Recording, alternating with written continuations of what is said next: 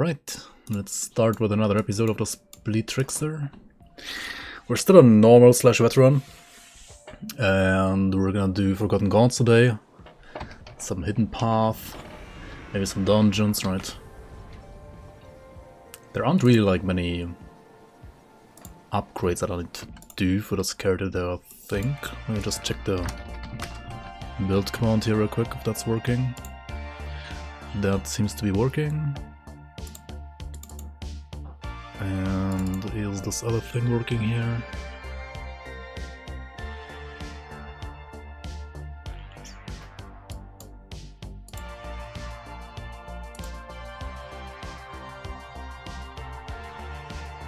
Wow, okay. Why is that not working?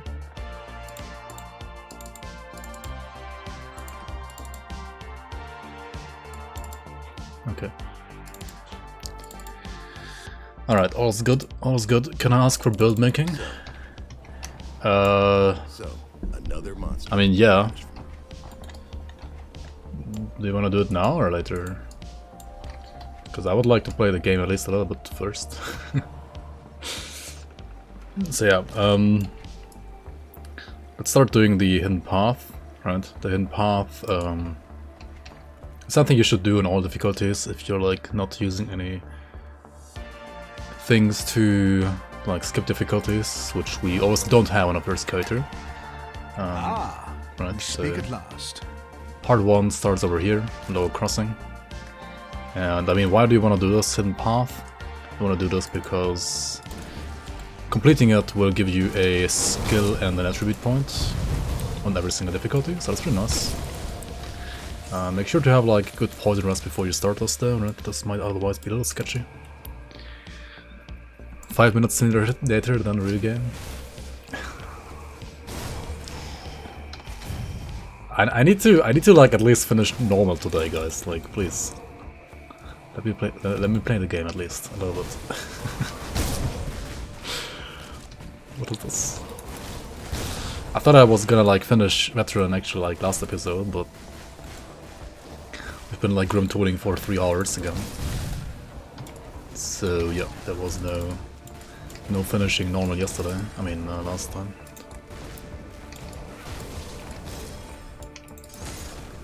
I'm done with normal. I mean, I wanna for sure go to Karl, like to Forgotten Gods, and get that chest as well, right? I mean, yeah, technically you can go to Elite after defeating the Logorian, right? That is usually something I do not recommend for new, like, fresh players, because I don't know, you wanna like understand the game, like learn the game first, and also like you wanna get to know all the maps, get to know like all the lore and all the acts, I think. You can skip stuff on Elite on your first character, that's fine, but like I wouldn't skip stuff on normal really. Now, after doing part 1 of this hidden path, right, you will get a Runestone of the Rig and also a lore note, which will basically give you a clue or a hint on where to go for the part 2. If you want to find that out yourself, then I guess I should have told you to like stop the video like 10 minutes ago. I mean, a minute ago, not 10, but like 1 minute ago at least. But I don't know. Is anybody like actually gonna try to find this out himself in like 2022 anymore? Maybe not, right? Yo, Atakan, welcome on. Should start putting a limit on GRIMTOOLS redeems. Nah, it's fine, it's fine. I don't mind like GRIMTOOLing for 3 hours, it's just I want to play the game as well.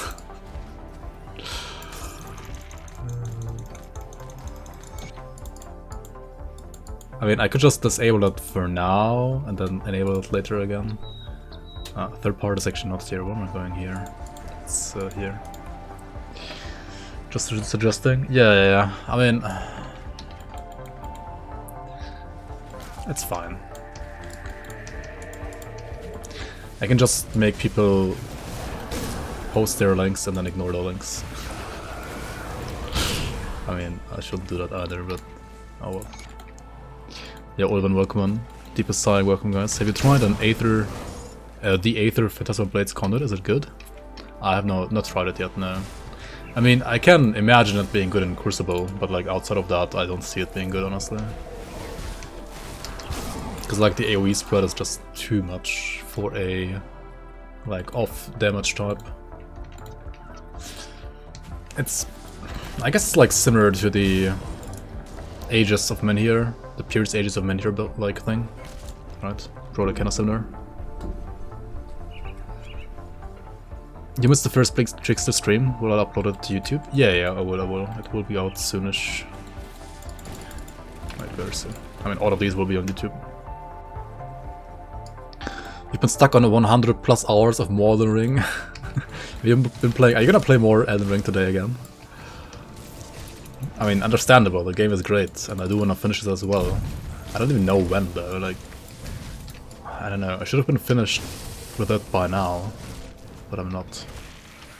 Because I'm like stuck at some boss for like another 3 hours again. Because I'm not using Mimic tier, I guess. I don't know. Anything to buy for me?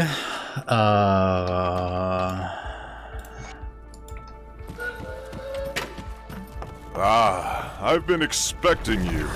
I don't know. Smirrable. Yo, Circle of Life, welcome back, welcome back. How you doing, man? Welcome on 36 months. Holy moly, that's exactly 3 years. Tier 3 sub. Pog. Thank you so much. Thank you so much for this resub. Kaiser died in PoE. Monka. You're stuck with one screen until Wednesday? Monka.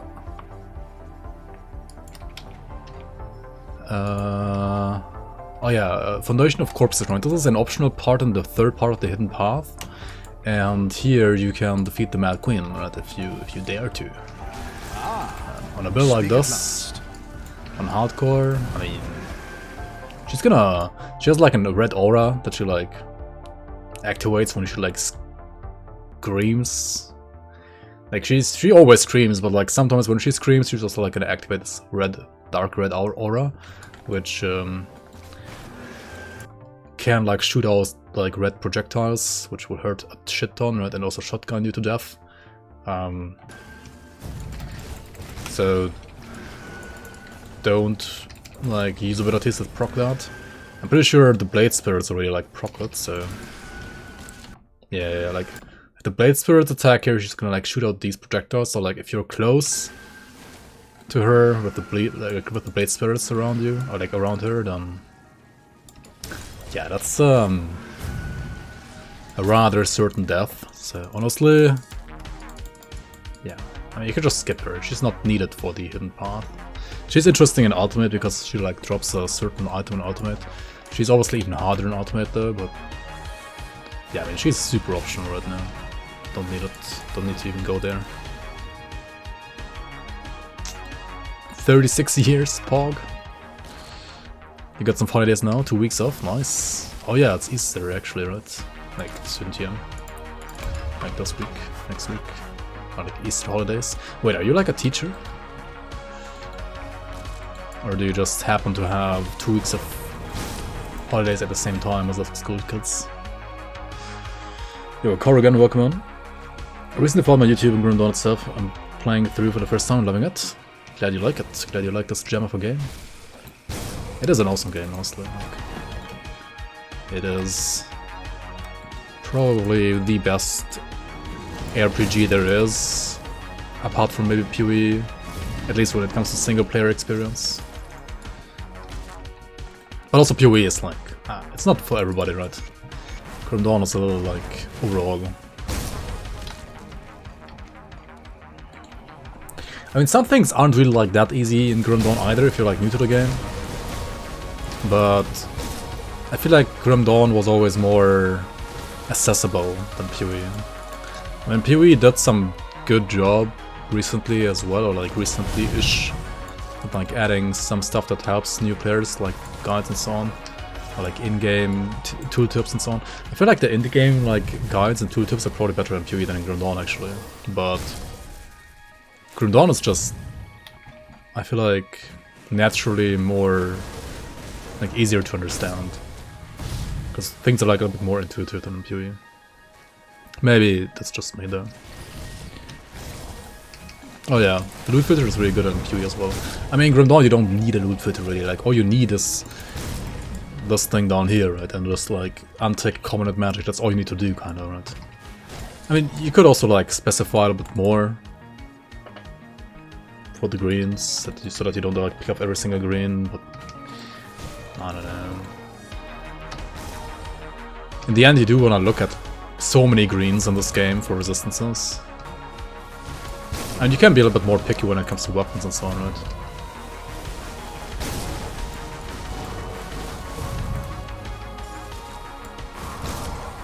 Wait, you're not allowed to make a loot filter for Grim Dawn speedruns?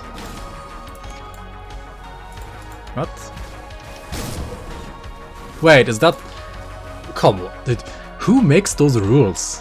Like, you can't... Oh, you can't use Rainbow mod, but you can use the in-game loot filter, right?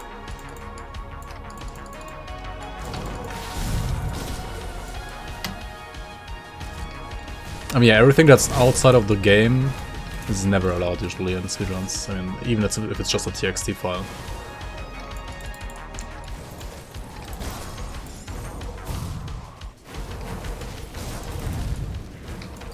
Anything that like, in some way or form alters the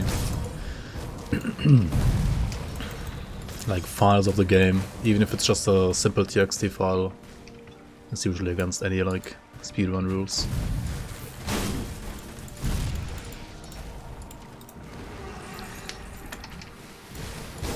I don't know a single game that allows that though, honestly.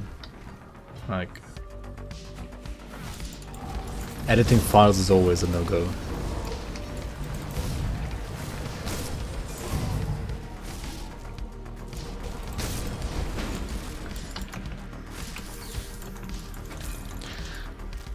Yeah, I mean...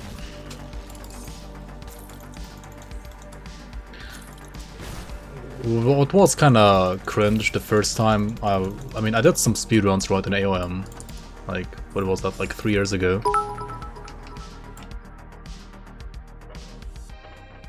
Wait, what is that? 3,600 bits? 100 bits for every month of sub? Holy moly, Circle of Life, you're on fire today. Did you get like extra money for like the holidays? Just happens. Okay, you're not a teacher. Only need 8 days for 10. Ah, that's true, that's true, that's true. I can like save 2 holidays.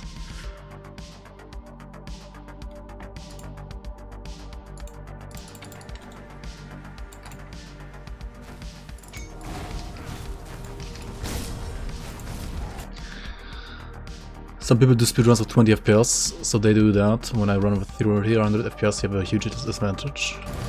I mean, I'm pretty sure you're like allowed to alt tab and like go for 24 FPS, or like just you can limit your FPS. It just can't be 0, right? Like that's still. I mean, it's still fine. I mean, I don't mind that. What I did mind, right? What I wanted to say is, back in the day, like 3 years ago, when I was also like doing a speedrun for A1, or like.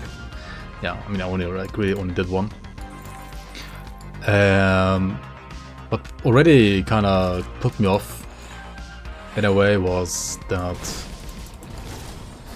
there are like the shadow strikes themselves are really like considered glitchless, which is already debatable, I would say.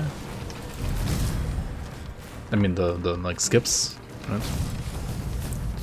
Those are really like considered glitchless, but like what other glitch is there even in Grim Dawn? There's no other glitch apart from like the putting FPS to 0 while doing the same thing and then like porting through everything. Alright, we did do this entire path. We got an attribute point after killing the Guardian of Bismiel. Right, after part 3 you got the attribute point, and after part 4 over here in the Sanctum of the Witch Gods you gain the 4th point, right? So I can put this like just down here, I guess. We were working on Prime Bond.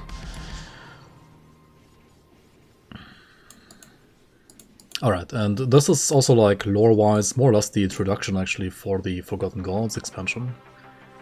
So let's just proceed here as well.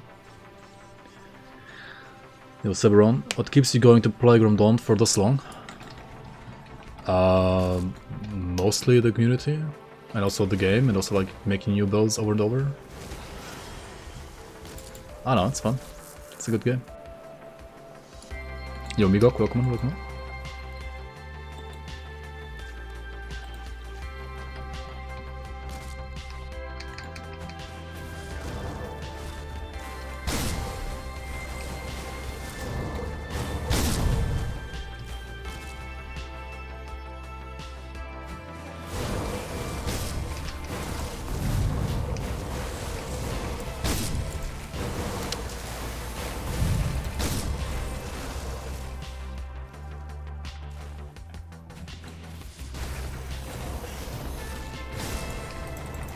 Imagine playing a game for fun.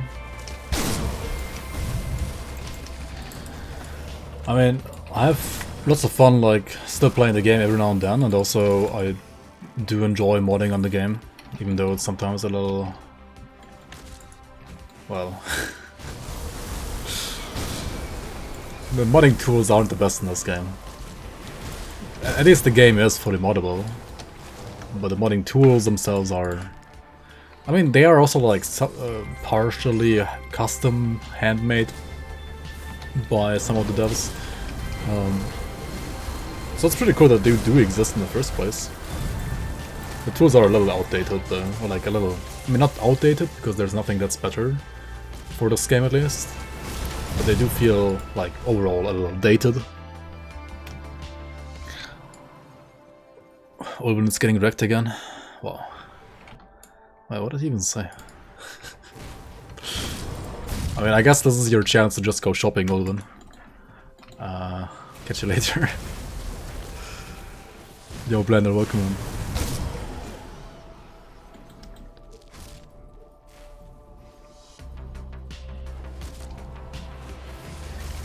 Still 3.5 thousand players in Steam for Grim Dawn, but it took only 900. Yeah, there you go, right? I mean... the game is pretty popular, like, offline. And honestly, like, Grim Dawn is so well polished. You can play the game, like... you can zoom through the game, you can be the biggest turtle in the world and just look for every single lore node and just play the game for the lore. The lore is beautiful, actually, for an RPG at least. I think it's very well, like, written together and put together. There's so much detail, like, in all the maps and so on, like, I don't know. Like, nothing really, like, feels out of place, or... I mean, yeah, like, the graphics overall, they're not like, the best. I mean, it's like 2000, what, like, 2010 graphics, maybe?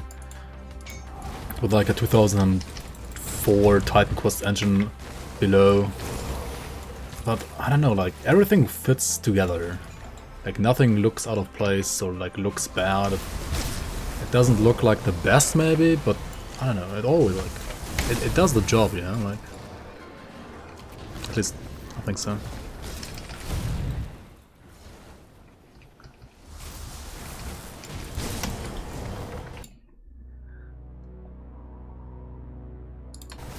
Vorsintflutlich? What? Aren't you basically German, Naomi? Not born in Germany? I mean, yeah, but that's like the only thing. Alright, over here is a boss called Ramzul. Just kill him, right? He can be a little scary, but usually he's scarier on high difficulties. On this one, it's like whatever. Fun fact, you can actually click on his coffin behind him and get the Eye of Akur if you're sided with Solal without even killing him, right? You don't even have to kill him, you can like technically go there, yoink the item and just leave the arena. You don't have to actually kill him. XP pot kappa.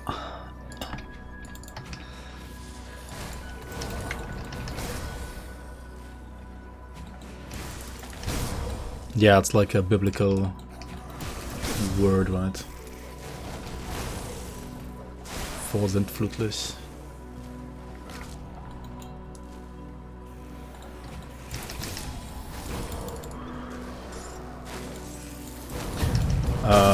what's it in German? Like, basically, it's like an adjective describing something that's so old that it's like from before the flood, where Noah built his ark, right? Basically that old. Like older than the flood.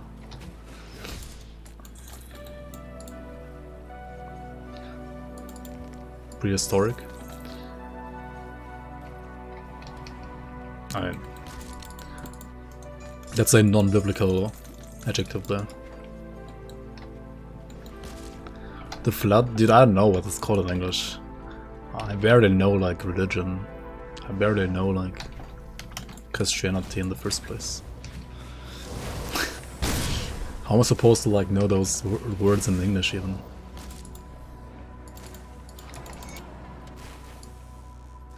Prehistoric would be even older.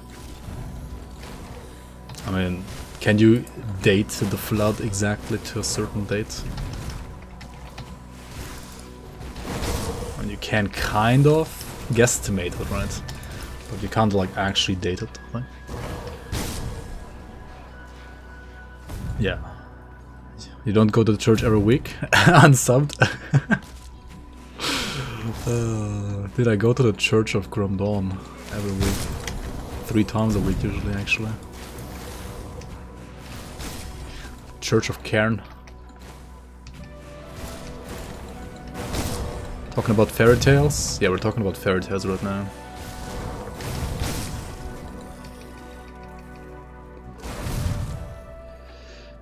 There's only like 4,000 years of history, Kappa. Yeah. Exactly.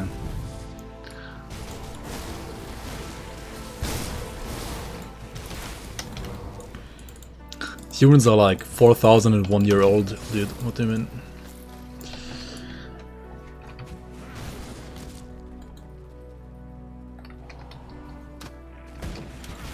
In Elden Ring I visited lots of churches. I mean, yeah, but only because they were like broken down and there was like no priest like talking about stupid stuff. I mean, I guess that was like the Pope Turtle though, that one was pretty cool. Actually had some like intelligent stuff to say. Yo, Bob's Workman.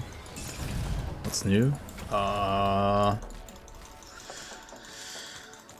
Is there any news? Are there any news?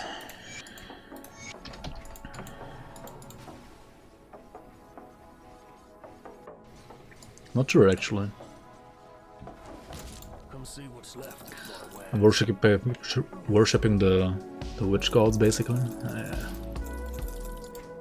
I'm currently like I follow Solal, right? That's literally what I am right now. We need to find, well, not this chest, right? There's apparently another chest that could like also +3 to blade swords now. At least on the test patch, right? If you're not playing the test patch, you don't get it anyway. But I mean, this test patch will go live eventually, hopefully. Copio.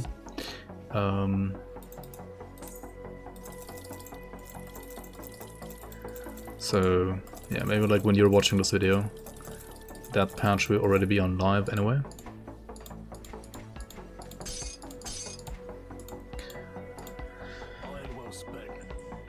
So yeah, we found this Leovinus' ring earlier, right? Next to the Temple of Azure and the hidden refuge behind it. This is good for leveling, obviously, but it's like good for early leveling. Right now, I mean, it will be one of those items that you like put to your stash and then like use it on another, on another character. But right now on this character, it is a little outdated, I would say.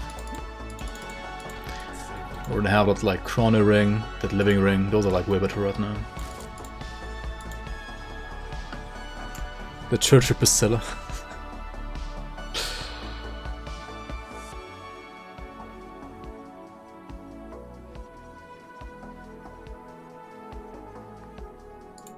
Stability. Audio still exists? Yeah. Audio is usually always here. Almost always here.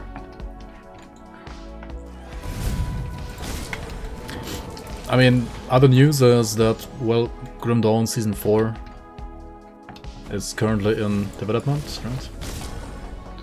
Ground Zero is working on it, Series 10 is working on it, I'm working on it.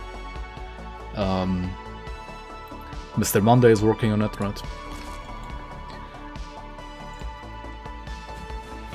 At least the 4 of us are working on it, I guess. I don't know, like, anybody else is doing anything right now, but...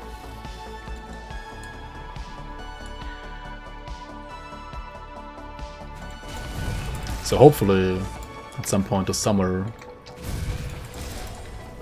I can bring you some new content for this game.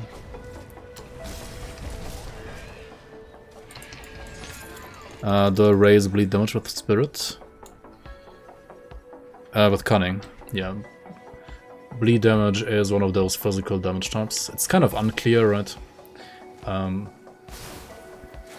If you hover over cunning, it sounds physical damage, pierce damage, and duration damage. That is confusing as always in Grim Dawn.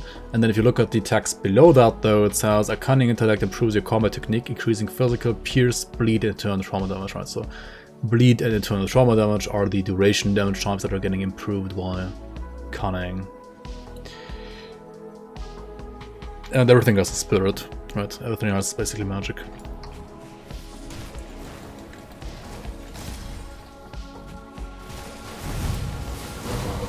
Yo, crab turtle. Is crab turtle a Giga Chad? Wait, why? What did he do? Yeah, even he is himself is confused.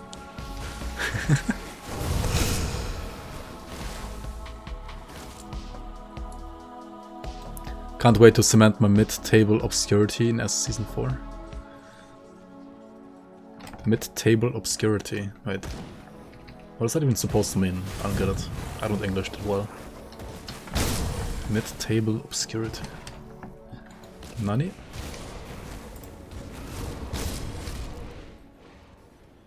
In Titan Quest, poison, pierce, and bleed are increased by dex. Alright, yeah. Yeah, so here it's... I mean, poison is magic, and not physical.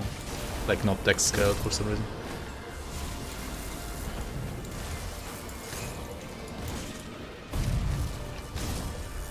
I mean, I don't know, for poison I guess like both things make sense in a way.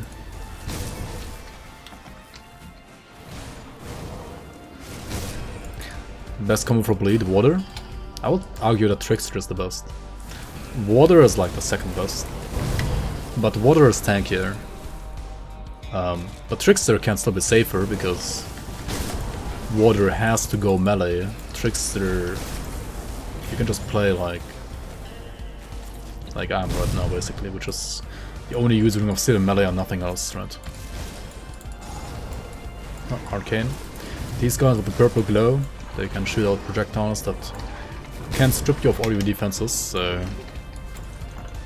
yeah, make sure to kill those before they spawn their projectile, or if they spawn their projectile, make sure to dodge it, otherwise you might have to like reapply all of these passives here, right?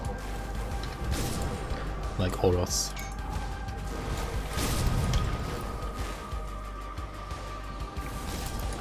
With PT in this build? What is PT again? I mean, without the blades, PB? I mean, yeah, you can add PB on top if you want, sure. There's also a faction item you can use for PB on top later, called Rancor. Right, Rancor is really nice, like a faction legendary for level 94 or 84, something like that. It's pretty nice.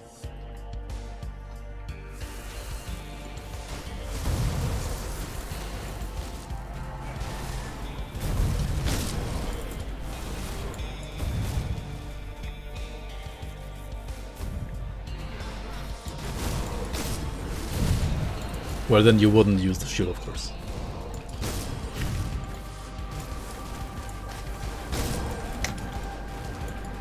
I'm just saying you can use it, I'm not saying it's ideal. But yeah, in this build as it is right now, you could still use Phantasm Blades on top. Without Rancor. Just to add like even more bleed damage, that's fine. You can do that. Right now I would say it's not worth it, because the bleed on Phantasmal Blades is not as good as the one on, for example, Circle of Slaughter or on Blade Spirits. And I mean, you need Devouring Swarm for resistance reduction, right? You need this for damage and this for damage. And that's kind of like all you need for damage for now. So you just, it's more about like point efficiency, right? Like to get the max bleed out of Phantasm Blades, you would have to max this. This is 16 points. This is 12 points and actually more bleed damage than 16 points here. This is 16 points here and also like a lot more damage than like this as well. I mean, you need this is mandatory. It's kind of like the same reason why I like don't max out or even use Grasping Vines that much, because like Grasping Vines also has bleed damage in it, but compared to this or this is kind of like bad bleed damage, so we're only putting 1 point there to proc a Devotion. I was using Phantasmal Blades earlier instead of this, when I had like no points in Shaman. But Grasping Vines are honestly... And if you're like 1 point in ability, right, you either want it to be just useful as a 1-pointer, which these skills aren't really that much, or you want to use it for, well, proccing Devotions, right? So this is currently just my like Devotion procker, and yeah, I mean it does a better job at proccing Rend than Phantasmal Blades would, so...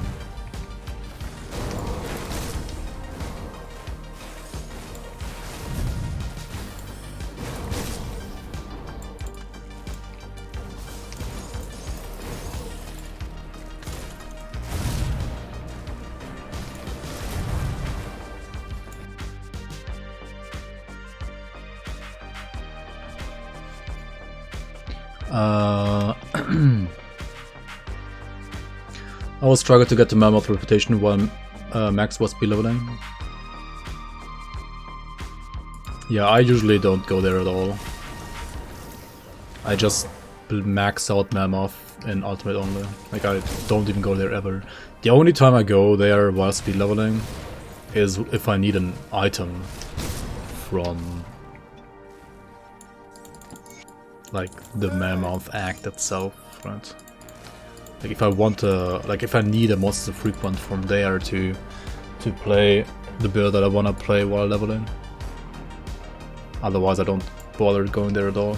Like you don't need their augments at level 94. I mean, eventually you probably might need their augments, right, to min-max your character. But I mean, you're gonna like do the act anyway in Ultimate, right? And you can basically get to Revered from 0, right? 0 to Revered in just Ultimate playthrough, because Ultimate gives you like an insane amount of reputation.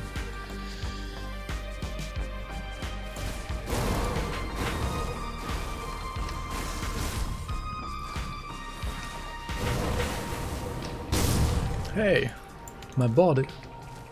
Stop messing with it.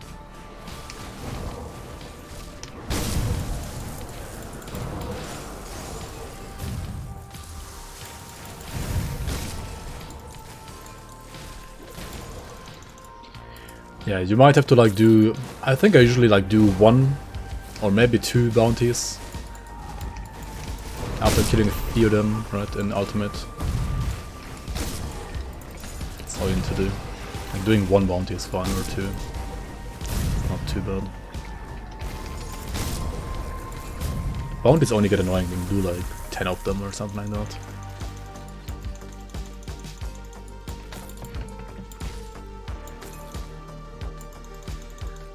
Weapon swap for damage snapshot. Ah, for bleed you mean? Yeah, I think you can actually, can you not?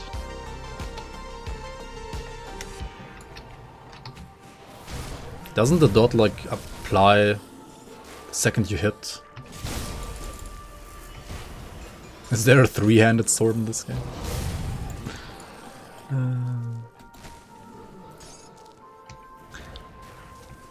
Yeah, in the Diablo 3 mod you can dual wield 2-handers. The Crusader class I think allows that. Like the Crusader class allows like special, well, 2-handers in quotation marks that are really like, they're like mirrors of the 2-handed items, but they're actually 1-handed items to be allowed to be used, right, by the Crusader class, and then you can combine that Crusader class with a dual wield class to, well, dual wield 2-handers, technically.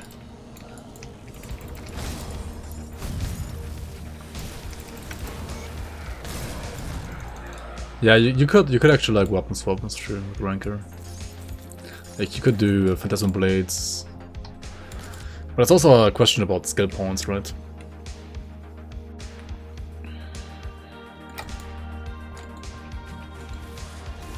Sounds balanced. I mean, the one-handed version of the two-handers have like slightly reduced stats. Crusader, yeah, it's a Diablo 3 class mod. You can't do that in the base, like, for a long game. It's a special mod.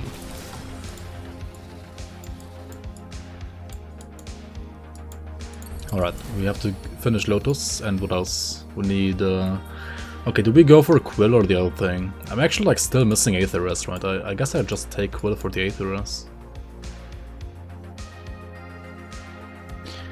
It's like the status. I mean, the other nodes are so bad though. I mean, Toad isn't really better either, right? I mean, it's nice still, but vitality resistance. I mean, whatever. Okay, let's take the Aetheress for now.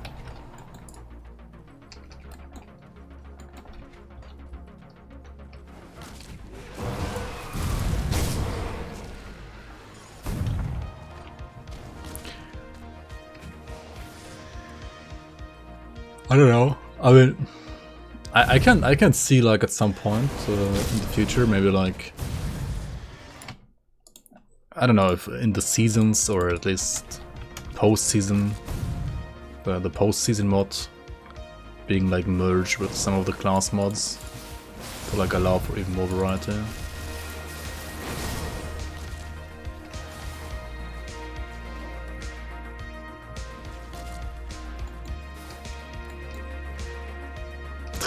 But stop spreading misinformation. Yeah, it's just going wild. Let's leave a portal here next to this totem. Seems like a nice place to go back. I mean, yeah, we can go here and then into the other sanctuary of Horon. There's like another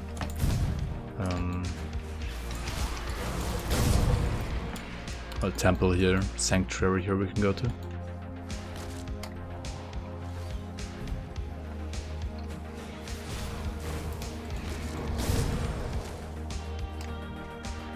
Titan Quest and long class are the most fun for you. Yeah. I mean,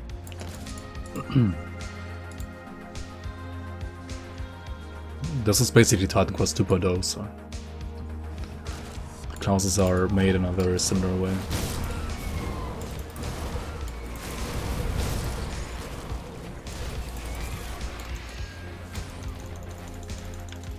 Or rather, it's like very easy to just like import the Titan Quest classes into this game because like the setup, the skill setup, and like how the class works can be literally the same as on Titan Quest. Whereas in Diablo 3 and so on, you have to like basically yeah, like adjust the original classes from those games to the Grim Dawn universe, so like Grim Dawn mechanics rather.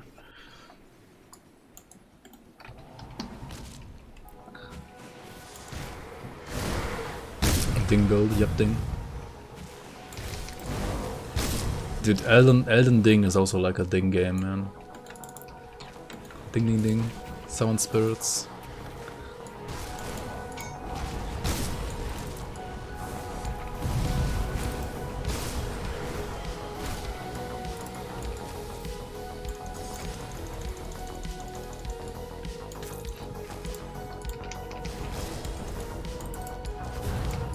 RF set for season 4.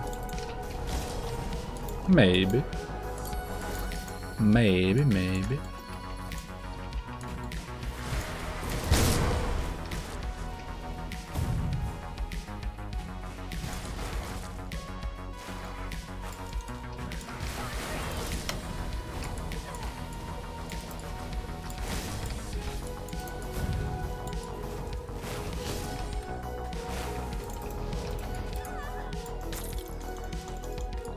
Alright, we're not signed up with Greek, so like going here wasn't really necessary.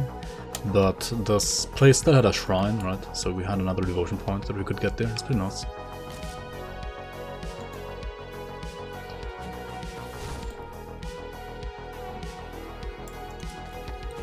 Yeah, you can easily make a set that hurts the player all the time.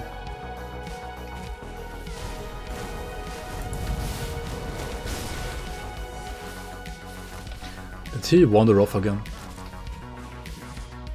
There's a boss here, right? Like a big scorpion boss. We don't really need to kill him, but I just wanted to kill him. But he has wandered off. Like usually he always spawns like in the northwest corner, right? But sometimes he just like runs away and it's kinda hard to find him then because he's super quick. Oh, there he is. Wait, what? Just go back to the spawn location.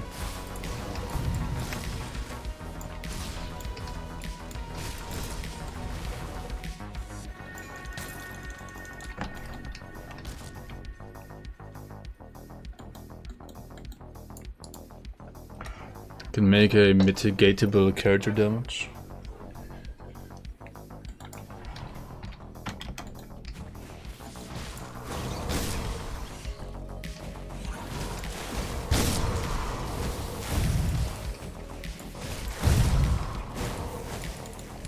Oh, I found a Corbin Secrets chest. This one spawns only one time per session in the entire act. Has like, I don't know, 30-40 spawn locations. And like spawns in one of those 30-40 once per session. Pretty nice for a certain boss that you don't want to fight right now. Certainly not. Karl now, pause jump. SSF Karl level 54. Easy clap. We'll go here to the secret later, I think.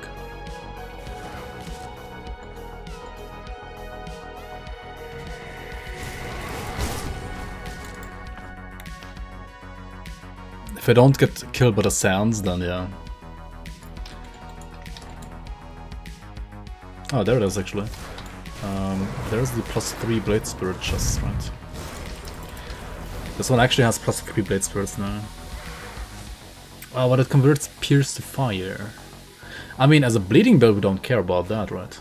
We actually don't care about that. Mystic of Thorns, yeah, the affixes are absolute garbage. I mean, this one is at least usable, Vigorous of the Wolf. It's mostly just like, I mean, yeah, it's percent HP and Cunning and Physique. Not the worst, not really great either, but at least usable.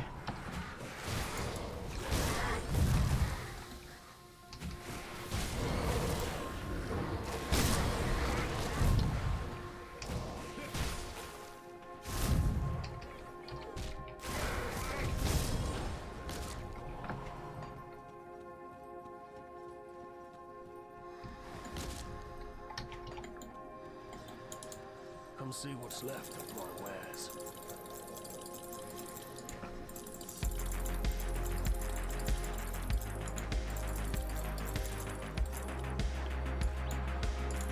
Requires level 55 though, so one more level to go.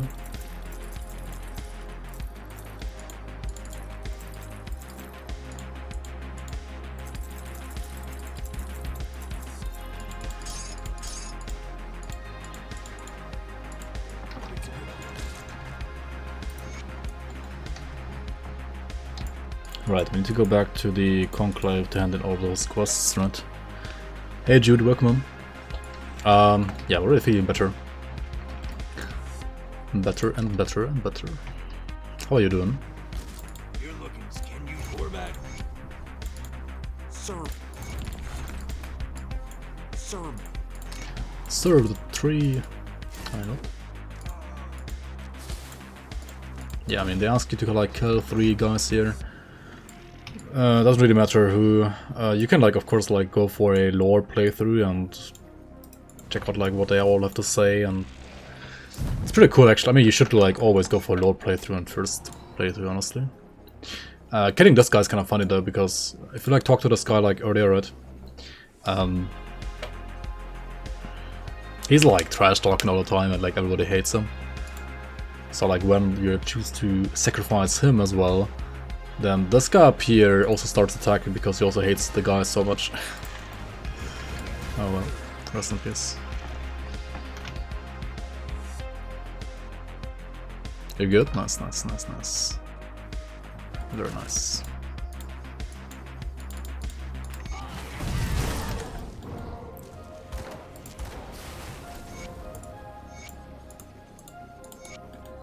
Okay, we also did this quest, right? Actually, like all the side quests here, I think. We even found the... what's it even called? This one, right? The Tome of Enatum that we can give to Karl over here. There we go, blah blah blah blah blah. Okay, cool story. Can of course like pick up all the lore and like read more. Lore is great in this game. It really is. What the fuck? Oops.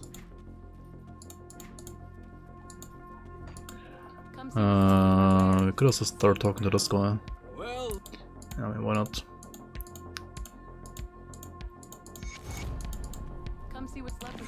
It's probably gonna give us a garbage weapon, yep. Yep, garbage. What happened here? Oh yeah, I equipped my shield by accident. Okay, we can finally go back to the Vanguard here. Keikona's the third most used BTTV emote in my channel. Wait, how's it even BTTV? Isn't that like default? Rykins, don't worry. Twitch default? Yes. I hear you.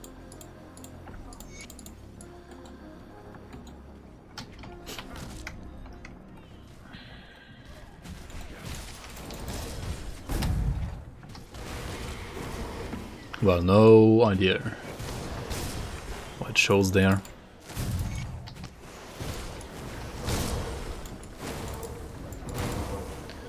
Pretty sure Keikona was a Twitch default though. Alright, there's another secret spot here. Another hidden spawns here. It's always worth to like go discovering in this game. So you might get lucky and get a good item here, right? I mean, I didn't, but maybe you are lucky.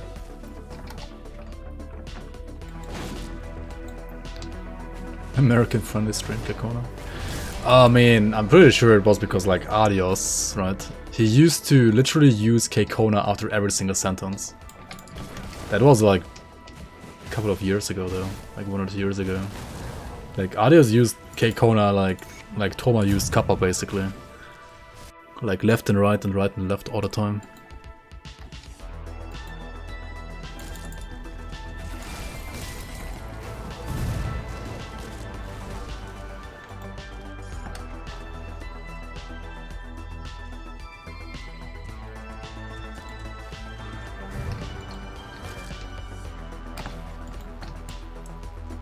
Dude, where do we even go here? I mean, when in doubt, just go north and ignore all the mobs. And... okay, there's the boss.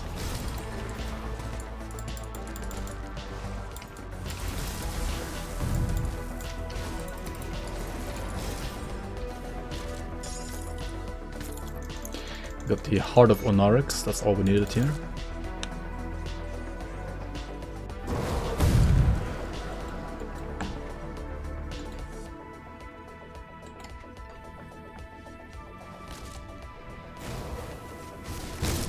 Do you think this is like Keikona in the head?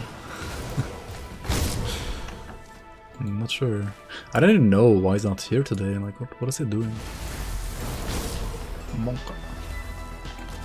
Illuminator spammer confirmed, yeah. Did other people like write one message? Illuminator is like, hello, enter, how, enter, R, enter you, enter, rant.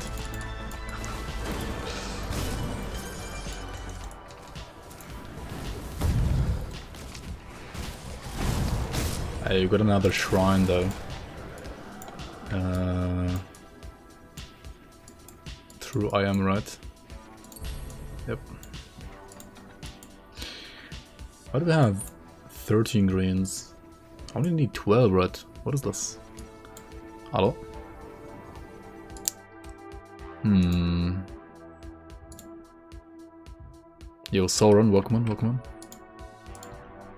Study of the Hall of Gander. Oh no, you're not gonna post that the entire thing in like word by word, dude, are you? I don't really know what's gonna be here. Oh yeah, of course it's Horn of Gander. Study of the Horn of Gander. Just stop. Stop right there.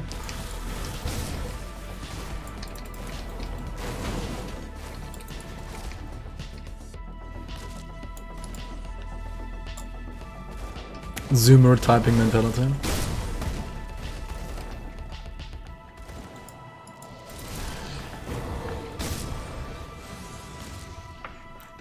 Illuminator wants to not be a zoomer by using Shift Enter, but Twitch doesn't let him hide. Twitch shows his true zoomer self.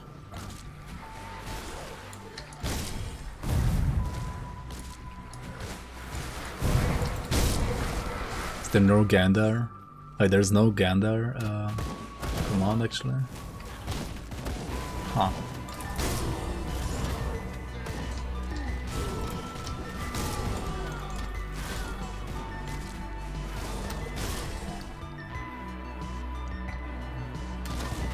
Zoomers only play Blitz Warlord and Vanquisher Skater.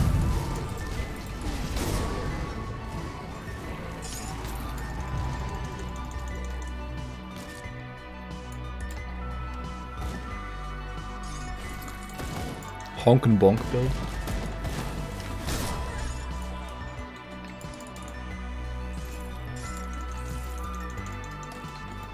I had a Rhyme Tank set build actually. Like a Rhyme Tank Infiltrator.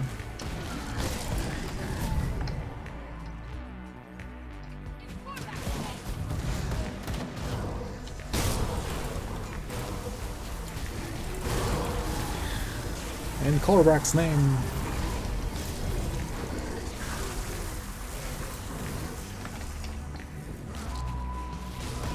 Is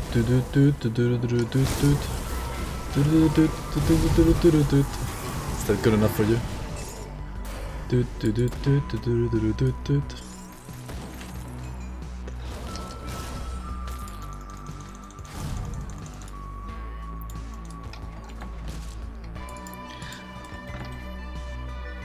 Is Mike lost to WoW Classic forever?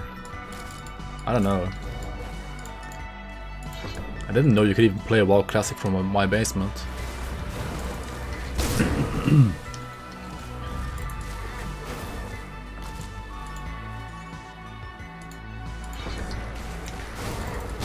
gonna pick up the Winnegood Totem next level. Like, I can't get Blood Pact now anyway, I only had 1 point left, right? But I do want Blood Pact, I don't really care about the totem itself. So, yeah. We are gonna put 2 points in the totem line next level here.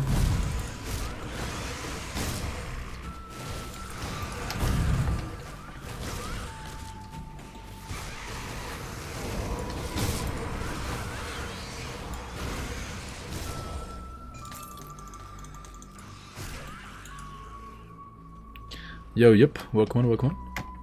How you doing? No internet in the basement? I mean, he needs, of course he has internet. He has it for, I've been expecting for WoW Classic at least. Thanks for the Prime as well. Welcome on, welcome on. Thanks so much for the support. You thought he was over his midlife crisis with his Arizona tour. And now he's back to WoW, F. Apparently he also has at least a girlfriend, and he's like properly invested into work as well, so it's basically like living that normie life, except like WoW Classic on top. Apparently.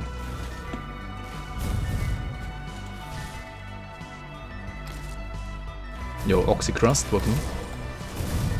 And we need to go into the Dust Ruin here actually, because we do have to do the Preemptive Strike quest line, and that one is done in here in the Tomb of Oriah. So we go in here, clear the spot,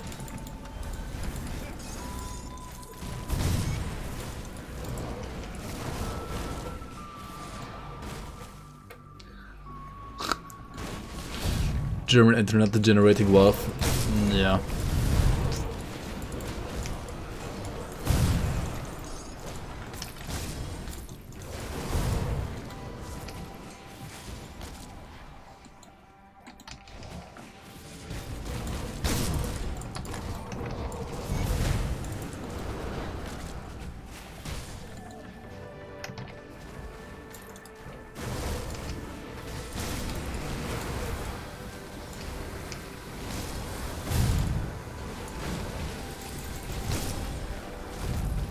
This guy is not actually stationary, right? He can walk. Or is he actually stationary? I always forget. Like, he never really moves, but can he move or not? I'm wondering how he works. Whether he can move at all or not. Let's build a zoomies. How do I not get lost all the time? I don't know. Just play the game for like 5,000 hours, I guess.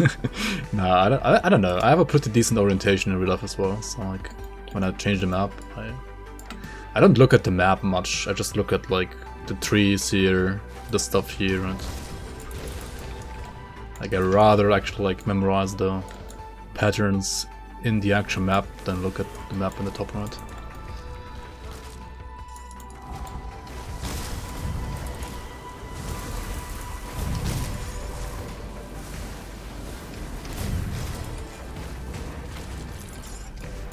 But yeah, the damage of this build right now is pretty ridiculous, and it's gonna get even better when I get 3 blade spirits, right?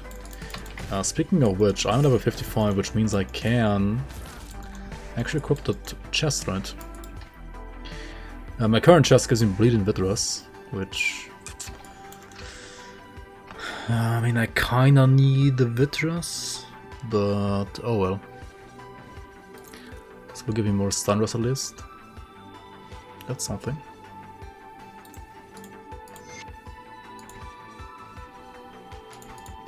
We're gonna figure out vitality resistances somehow in Elite. When you go from normal / veteran to Elite, you only lose 25% resistances to the top row, not the bottom row.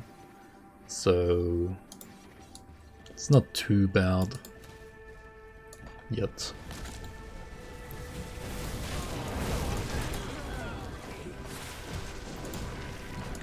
So I have 23 points in Blade Spurs now, right? Do I have to resummon them? Let's just do it to be safe. Probably have to, actually. Can you post crate links? Sure. Of course, of course. When did your white phosphorus fire skeleton build? Did you use a Conduit of Undying Whispers? I did actually not yet back then, because back then the conduit didn't even exist, I think. It might be better to use it now. Yeah, I think I might mine like before patch 1.17.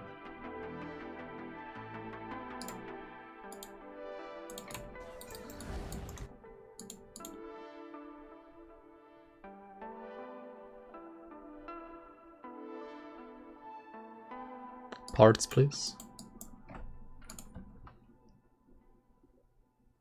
You mean what the items are for the illusion? Or what do you mean by parts?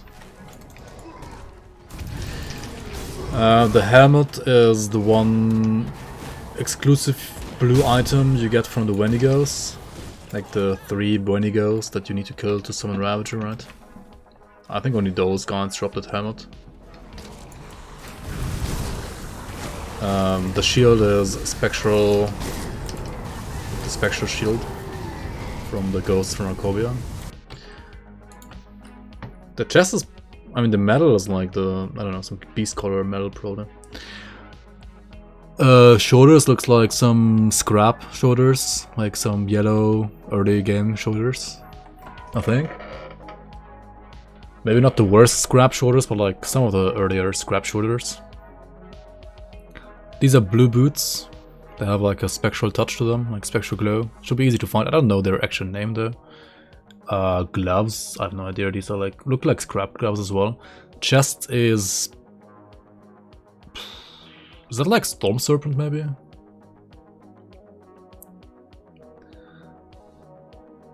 And weapon, what is this even? Is this Spectral Longsword? I don't know. Yeah, chest might be the blue Storm Serpent. But I'm not entirely sure actually. It's also a female char. Probably, yeah. Looking at the waist here, it's probably a female character. It's kinda hard to tell in Grim Dawn sometimes actually. I mean, all the armor.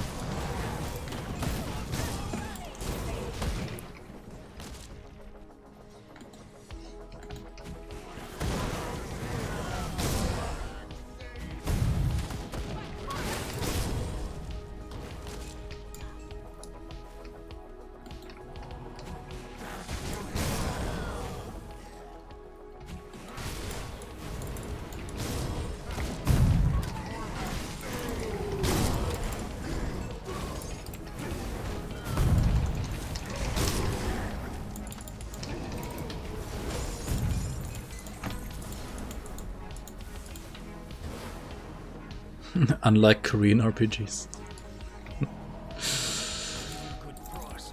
I mean, I don't know. I certainly prefer. I mean, yeah, I certainly prefer overall like Grim Dawn's style, though. I can understand that sometimes, like, some players, especially like, want certain female characters to look more sexy or something. I don't know. I can understand that, of course, and I wouldn't necessarily mind having those options, but it shouldn't be like that from like level 1 by default, right? Like like in some certain RPGs that are out there as well. Dude, like in Lost Ark, dude, like visually, my character looked the same at level 1 or like at max level, like or like 50 or whatever. You need to like get to end, like to start playing endgame. Like the character literally didn't have any like visual progression at all, I feel like. It literally looked the same still. At least to me.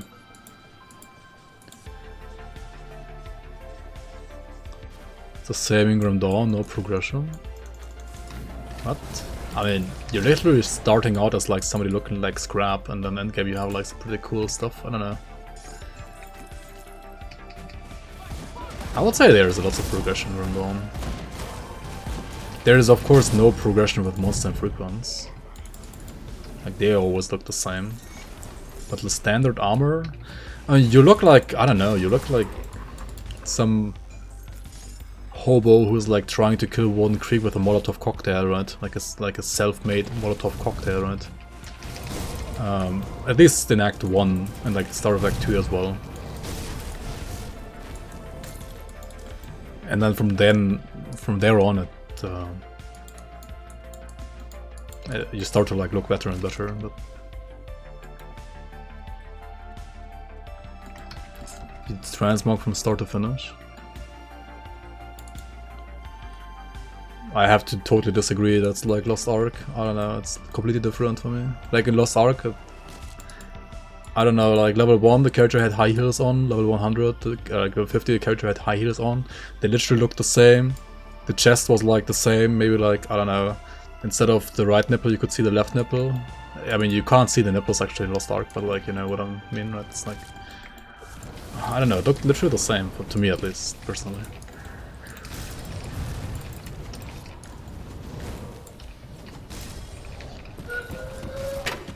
Yo, Arctic Dwarf, welcome. I've been expecting you, human. Thanks so much for the prime.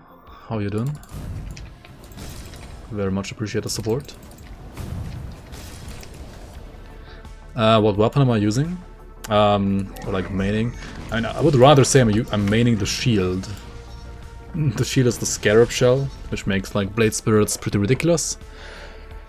And also gives me more RR and Devouring Swarm. And then the weapon is the Wendigo Claw, which also gives me even more RR and Devouring Swarm, right? So like Devouring Swarm is, I don't know, like minus 20 plus minus 39. It's like Yeah, it's minus 59% resistance reduction, which is, yeah, you don't need more than that on like one skill, or like on the entire classes actually. Like 60% resistance reduction is more than some other classes can get from like both masteries combined, and you get it like here in one single skill, right? Yeah, it's pretty good.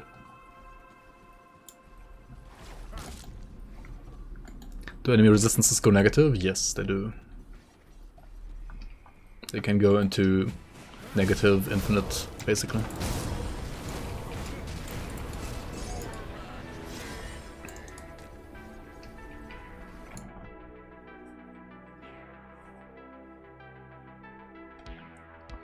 Did someone need a reason to sell skins in Lost Ark?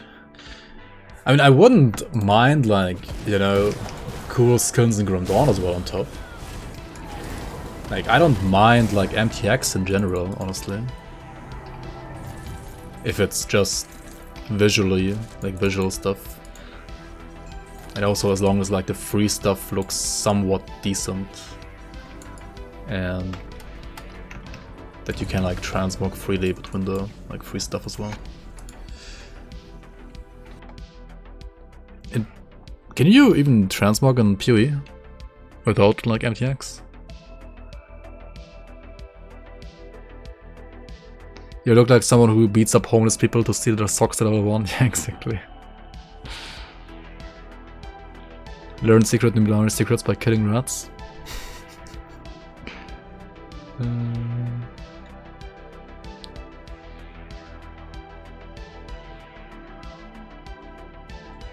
Would you buy $5 torrent armors in Elden Ring? Yo, Dureka Wickman. I probably wouldn't, but I also wouldn't mind them existing. As long as that armor does not give torrent like a third jump, for example. You know, like as long as it's like not gameplay advantages, it's fine. At least to me.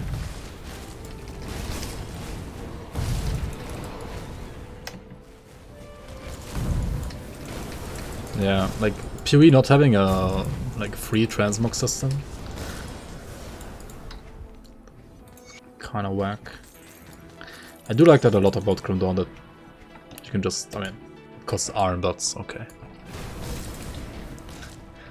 It's technically not free either, right? You need to invest iron dots.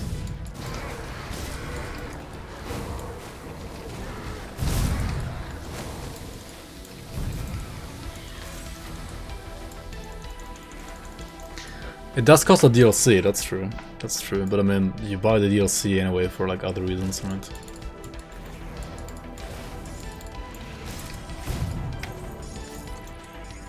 Actually pretty smart move by Crate to like include it with the DLC, right?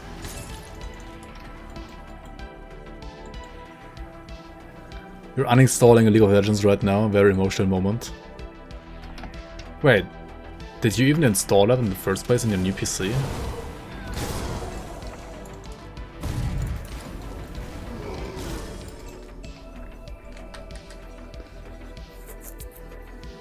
Imagine farming BOC in normal.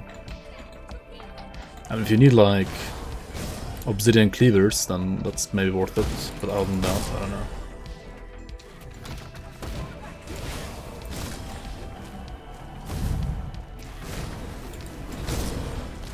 Oh, you can't handle a 27-inch screen. Screen is too big.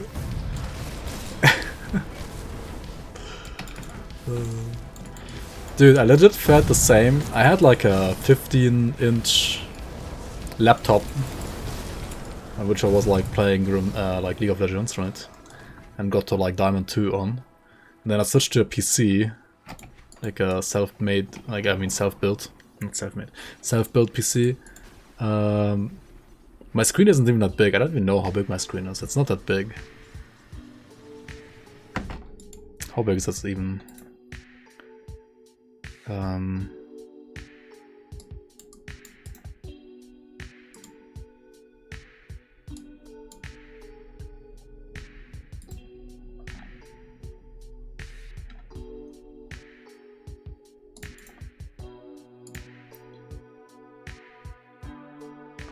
Is there a way to like see your... Dude, my monitors are so old already. Like 8 years old or something.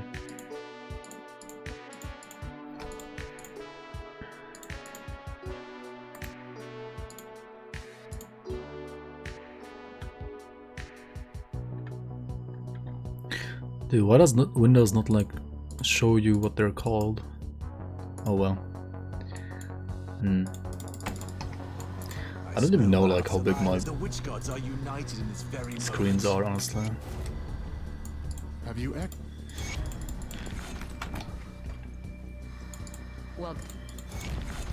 Because like last time I cared about how big my screen were, yeah, was when I bought them basically. And, I mean, I bought them like, I don't know, 8 years ago or something.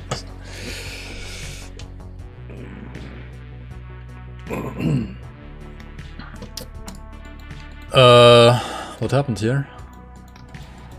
Oh, does bug still exists? What the fuck, crit? Dude, how even? Wow, okay, I guess we have to walk again.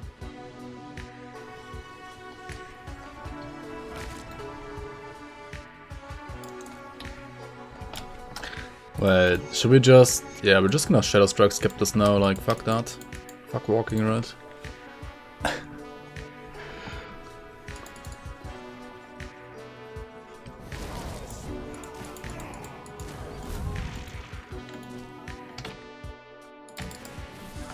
There we go. I mean, fuck walking because there are no mobs here, right? Otherwise I would probably walk this, but there are like literally no mobs.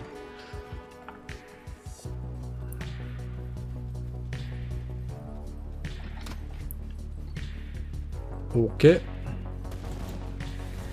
And we're back to where we were earlier, right? Nice, thank you. Have to stop Dravis. Okay, let's stop Dravis. Let's do that.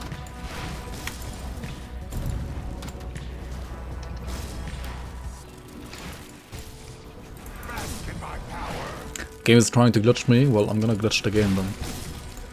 Alright. He only wanted to be immortal. And Ouroboros, well, I guess dies as well. Monk.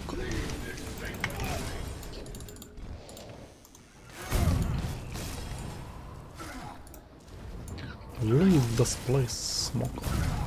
You will go no further. No.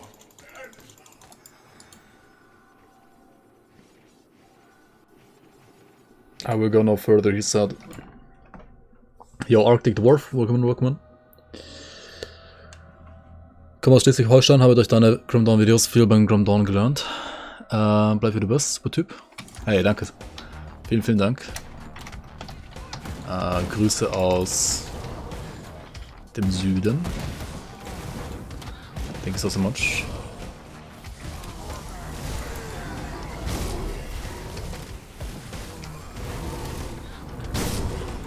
Glad you're enjoying the game.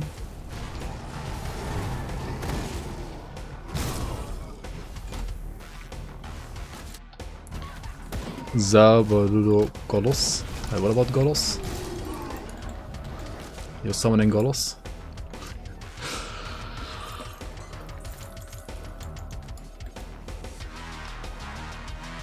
You always had a heart attack cause Golos uses Shadow Strike skill and was like...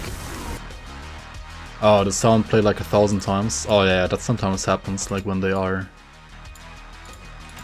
Like sometimes like the skill... Or like you're at the max range or something of the skill and like the skill starts to bug out or something, I don't know. It's kinda weird sometimes.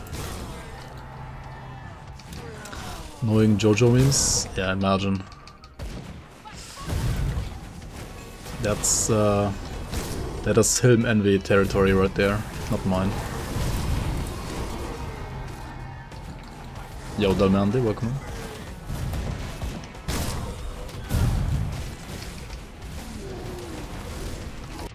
Nani? Nani? Dare? Doko? Baka?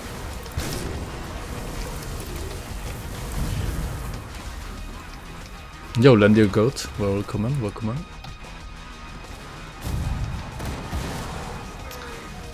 Alright, another totem. Another totem. Okay, how do we fix the other, like, +2 to blade spirits, by the way? Still need, like, +2, right?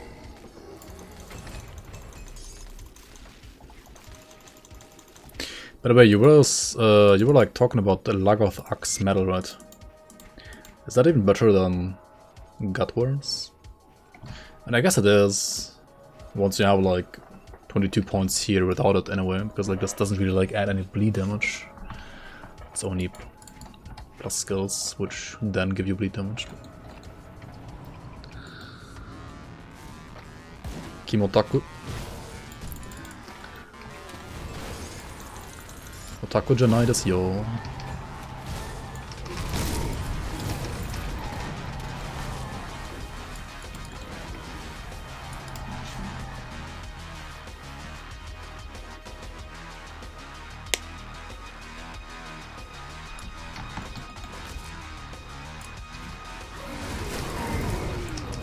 You get it, Pog?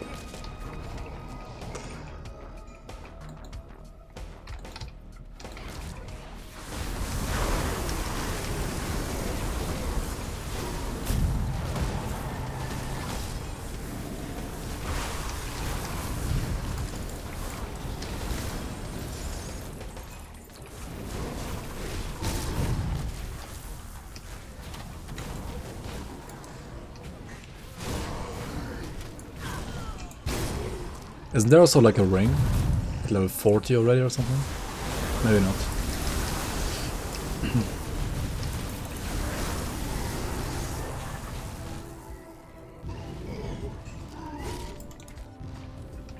I guess what we can always do is we can always like skim through our items that we find for any like Night Blades prefix that gives us like +2 to blade spirits.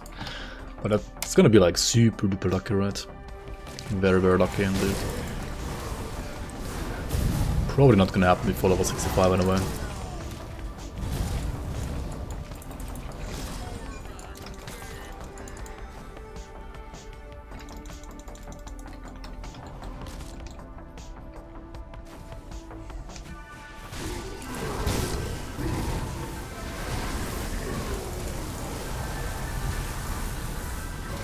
Me and the Illuminator looked like brothers.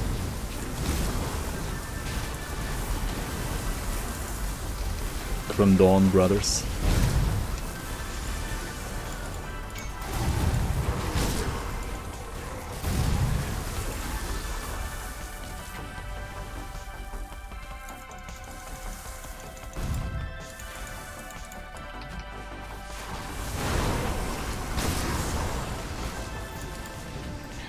Dude, that video was like a lot of work.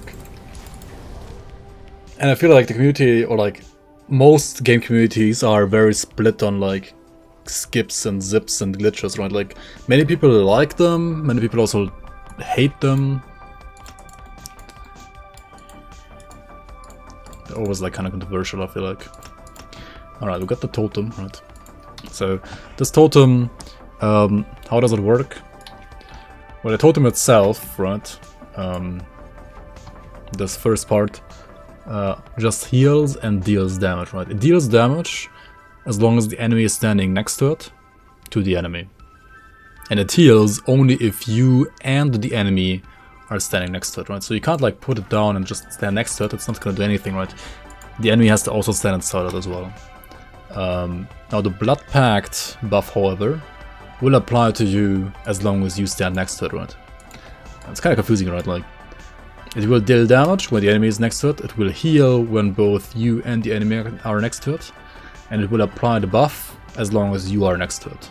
You don't need the enemy to stand next to it to get the Blood Pact buff, which does give you like, well, some lifesteal, which is great if you're actually properly able to use that, which this build does not really.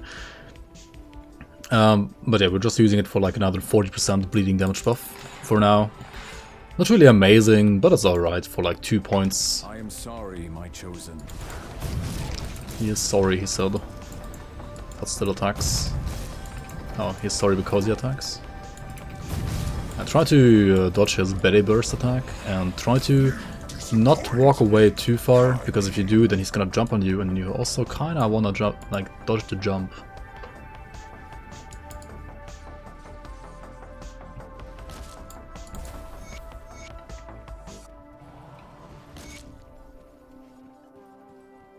After all these centuries, What happens if you restart the game and run the streamer client? The streamer client. No. 12 minutes Elden Ring speedrun? Yeah. But Zeps you can do Elden Ring in 12 minutes. I mean, honestly, what the fuck is that? Honestly, I watched like one. I watched the 14. Okay, I actually watched two of them. Right? I watched the 14-minute one. I watched the 12-minute one. But would I watch more? Or like, would I watch the guy doing those speedruns? I don't know. It looks pretty boring, honestly. Like.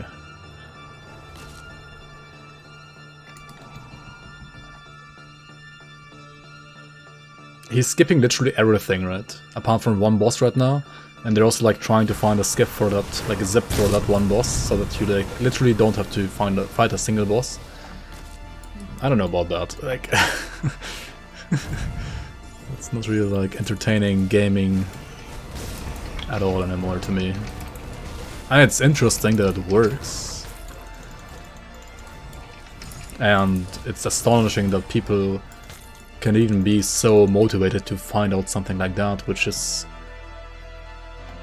at least to me personally, like ridiculously unfun to do or watch, like to do myself and to like find out as well on top. Like, I don't know, just sounds like super duper unfun.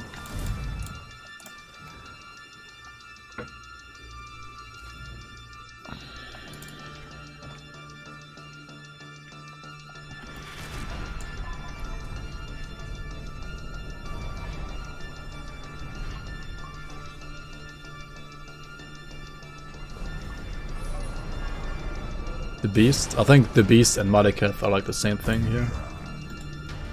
Alright, Korok, the final boss of Forgotten Gods. What do we do here? I mean, we just put down the stuff. Apply our Breeze Spirits, our Ring of Steel rather. Make him stand inside the spirits. The only thing you really have to do here is like dodge some abilities maybe. Like don't get hit by the eyes that like circle inwards toward him. Press like 1, 2, 3. Basically, like whenever Ring of Steel is off cooldown, you do like W, R, right click, right? Chill, W, R, right click, and stage 2 is down. You can also like, well, if you want to damage buff the totem, like apply the totem, use Pneumatic Burst if you got hit, right? W, R, right click, W, R, right click. Run around, W, R, right click, run around. W, R, right click, run around. W, R, right click, run around. Dodge these meteors, by the way, they can be pretty scary. Maybe not on normal, but like later on they will be, and you should probably like start to dodge them, because otherwise you will die later.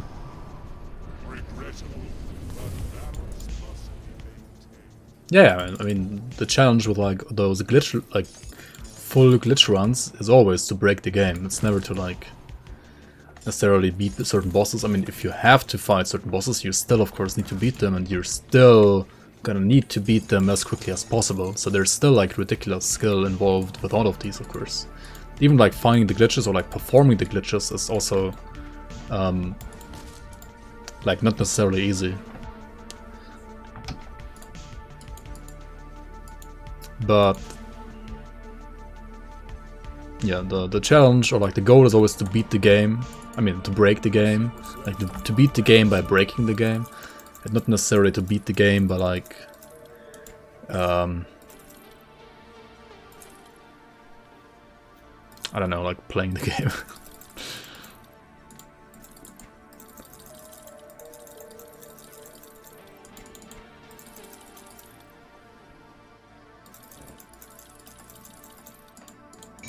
But I mean, if you like enjoy the journey there, like to get to that point,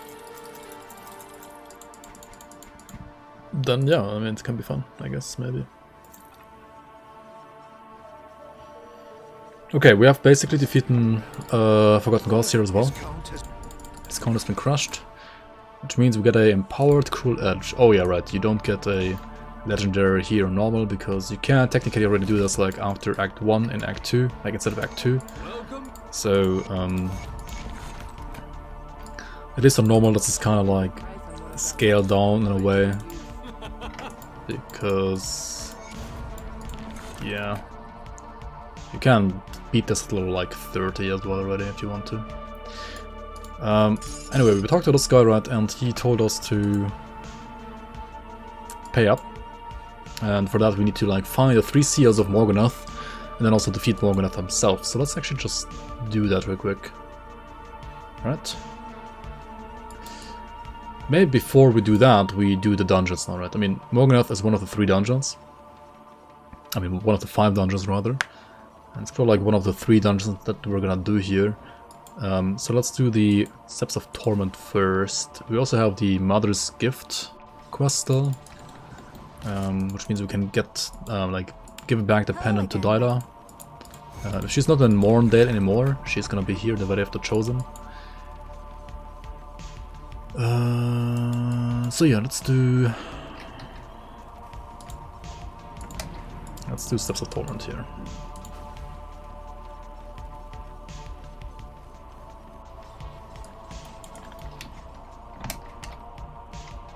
Morganath normal. I mean, Morganath normal is pretty easy, right?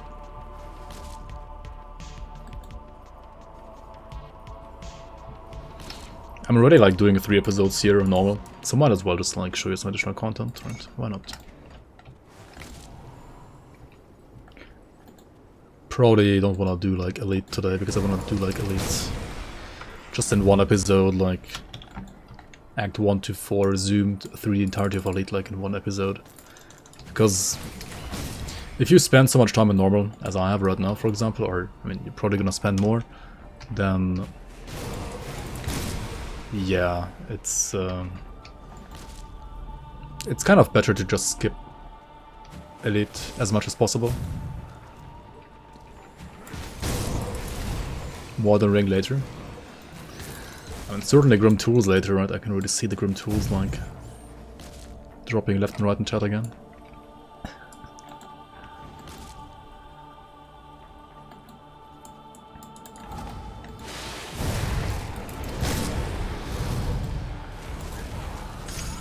There are 10 other accounts and you already have like 10 requests ready. Monka.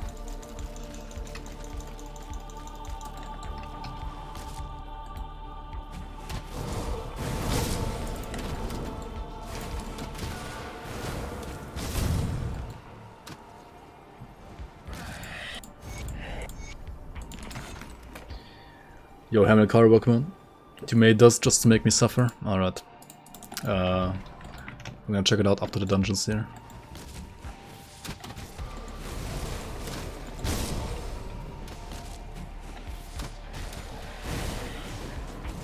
We're already like over leveled for SLT, really. It's only scaled up to level 50.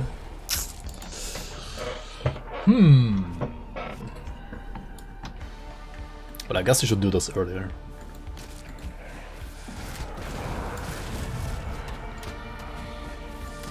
Maybe the dungeon itself scales a little higher though, like the part behind the door, behind the skeleton key door. Retaliation, Aether, Ignafar, Mage Hunter.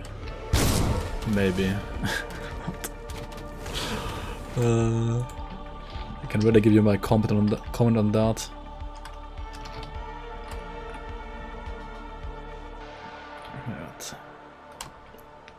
There we go. Scrap it.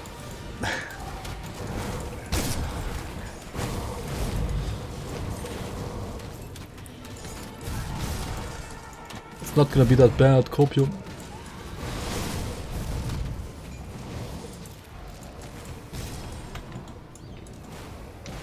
Alright, over here you also get a shrine. It's pretty nice, right? Another another devotion point.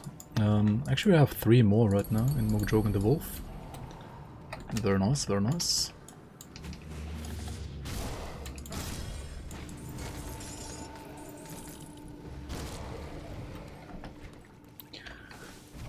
Worse than Pierce Box?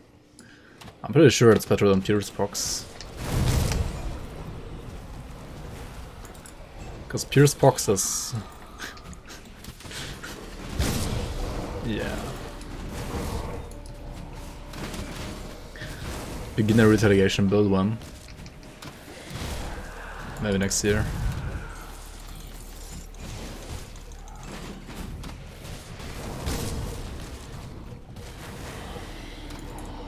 I don't think I can get myself to do that, because I'm just gonna fall asleep or like hate myself while playing that. I don't know, like retaliation as a beginner is just so boring and so grindy. At least I think so.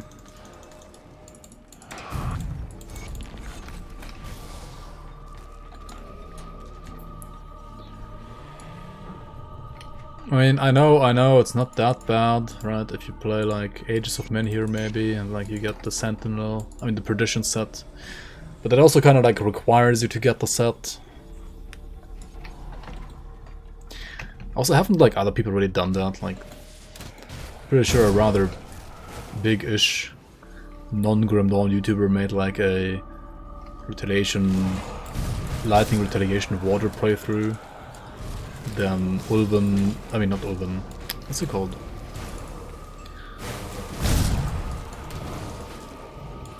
Ulvar made a beginner guide for another rotation build, I think, as well on the forums.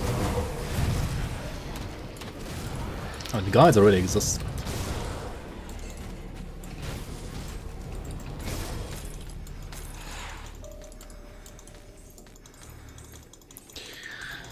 Well, first, you really like Raven's Earth, so I wanted you to make me a build using RE as main ability and using the Blight Lord set. Alright. Blight Lord RE.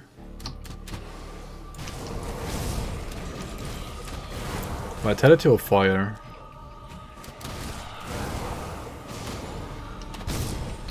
You can play Blight Lord in 2 ways, Vitality damage or Fire damage.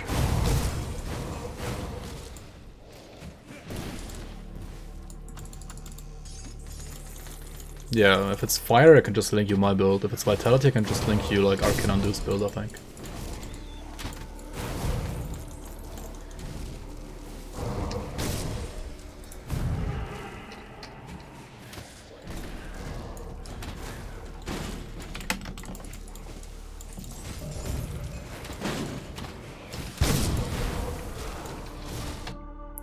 Would like both? Okay, that's actually pretty quick to do then.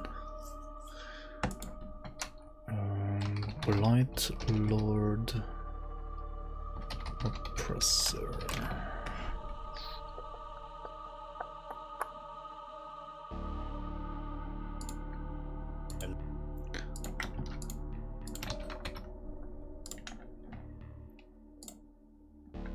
Maybe you also should check out the forum post link in the description of that video, which will possibly give you a at least slightly more up-to-date version, the 1.1.7 version, right? Yeah, I mean, it's pretty much still the same on the current patch. This is the Fire version, and then Blight Lord.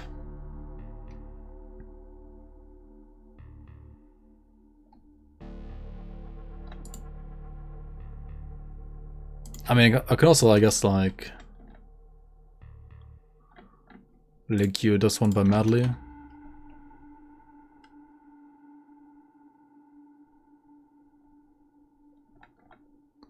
(117). I mean, 117. If the build didn't really change, it's like, yes, this is from July 2020. But honestly, some builds haven't changed since like July 2020. It's still the same. Or like, almost the same. I guess on the one for Medley you wouldn't play the Seed of Skies anymore, like, you wouldn't do that one I think anymore. Because I think Seed of Skies got nerfed a bit. And he was like squeezing out like the last Crucible second with like, you know, using a 2 Vitality converted Seed of Skies or something like that, which, I mean, outside of Crucible, you don't do that anyway, and I think I already get nerfed as well a bit, so. But you can like still use those as like rough guidelines, right?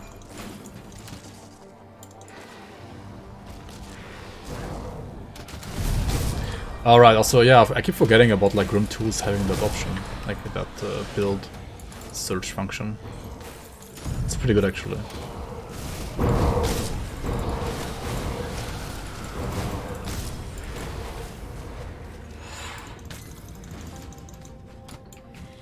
Okay, so the enemies inside this dungeon at least. Well, these don't scale either. But the boss was higher level, right? I think. At least. Yeah, I really want to go here before level 50. This is a little too easy now. Oh well.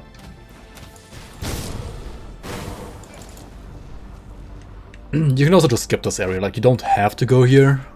But it's like a nice introduction into like the Skeleton Key Dungeons. You also get a blueprint for crafting Skeleton Key Dungeons from the guy protecting the gates here, right? Or like not protecting the gates. The guy that tells you to kill the guy protecting the gates, right? He gives you the blueprint for the Skeleton Key component.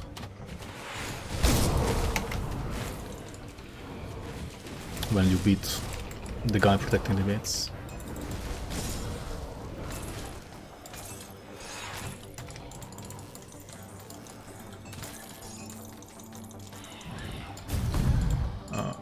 So I'm full already. Oh well.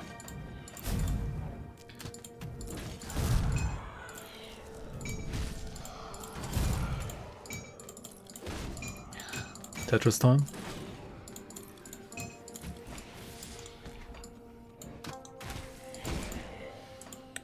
Chain mails. Huh.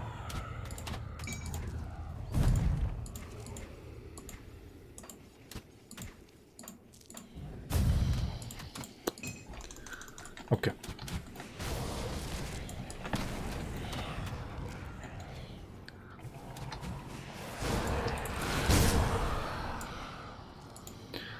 Totally normal shield is actually a decent weapon for the spell if you don't get the Vinegar Claw. That's actually a very good point, yeah. It is perfectly fine. +1 also gets to Shaman. +3 to Anatomy of Murder. % bleeding damage. Blood of Sands. I mean, you are actually gonna block because you are using a shield. I mean, not gonna block often, but you could technically like go dual shields, yeah. True. You're very much right. Yeah, like, you wanna go here at, like, shortly before level 50. Especially when you don't have the Vinegar Claw yet. Very good catch, Crab Turtle. Very good catch indeed.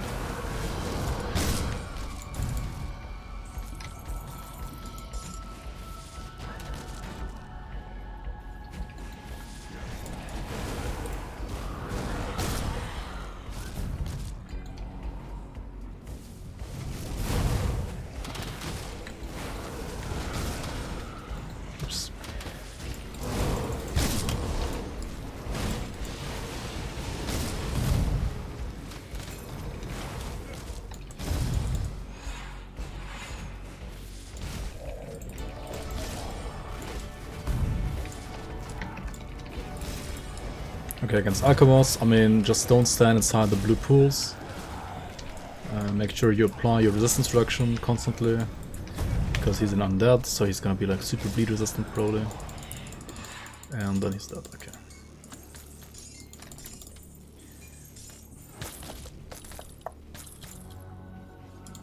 Vortex though. You wanna pick up all the blueprints and read them. That's for sure. I think his weapon should sell for more arm dots than the other greens. Alright, next we are gonna... I mean, there are 2 more dungeons, like in Port Vabbury. Like if you go to configuration, like into Port Vabbury, and there's another one over here in Bastion of Chaos. I'm really gonna skip those though. There's like no reason for you to go there really. On the spell at least. Steps of Torment was actually good to go to because of the shield. I like this mace.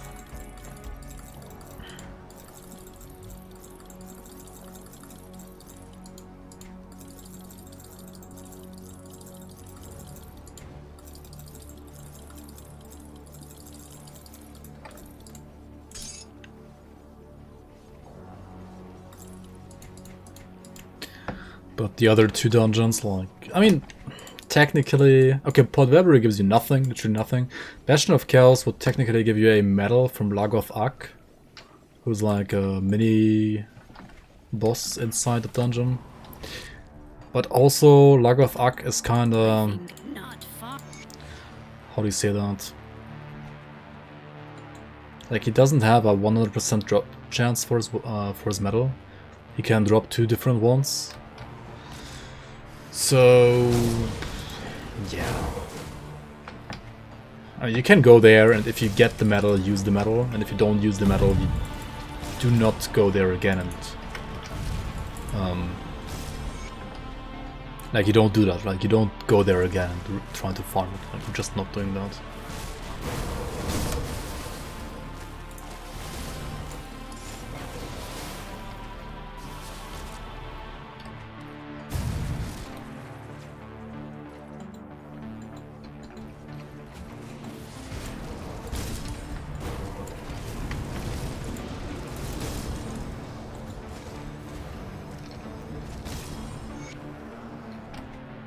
You can drop Word Editor and BOC though, at level 50. I don't know about that. I mean, yeah, you can like go there later and like farm it in Ultimate at max level. But like on normal Veteran at level 56, you go there max maybe once, right? Charlotte, any tips for hardcore? Yeah, basically follow rule number 1, right? Don't get hit, don't die. And you should be good.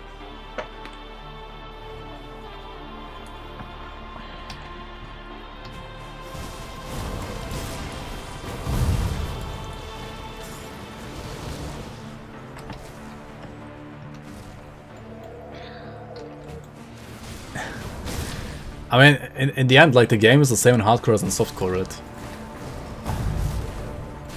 If you're dying on softcore, your builds, you're either playing the game not in a way that would work on hardcore, or your build doesn't work on hardcore, right? And same thing here, right? So first of all, you wanna, of course, like max resistances, right? 80%. If you don't have 80% somewhere, then you're just dead.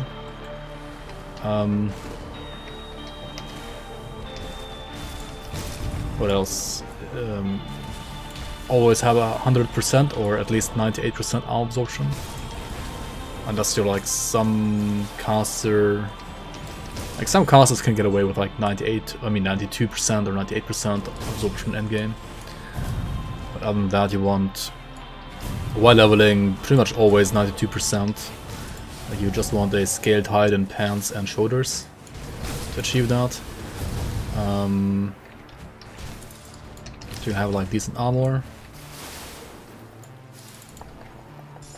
Yet other than that, I mean, just like make sure that if you hover your DA and your OA, you're not getting crit, but you can crit enemies. And that's kind of it, right? Like, I don't know. Also look at your physical resistance. So this third tab here with this Physrus. It's kind of not that important early game, but it gets very important later. And the more you have there, the better as well. If you don't have high phys rust though, you can still be fine if you have like percent absorption skills, for example, like Maven Sphere or Possession.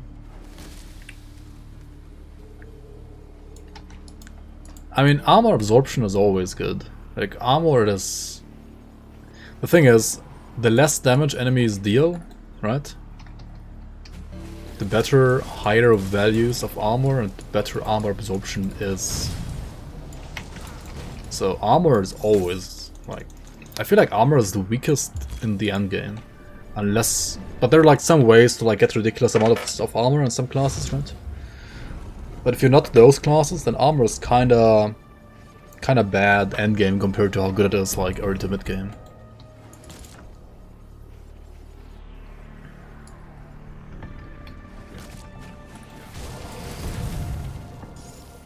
No phys rust equals kiting. Yeah, I mean it still depends on the build a bit. Yeah, also generally as a rule, like if you can't face tank, then just kite, right? But if you have a build that can't face tank but uses skills that kind of require you to face tank, then I guess your build sucks, right?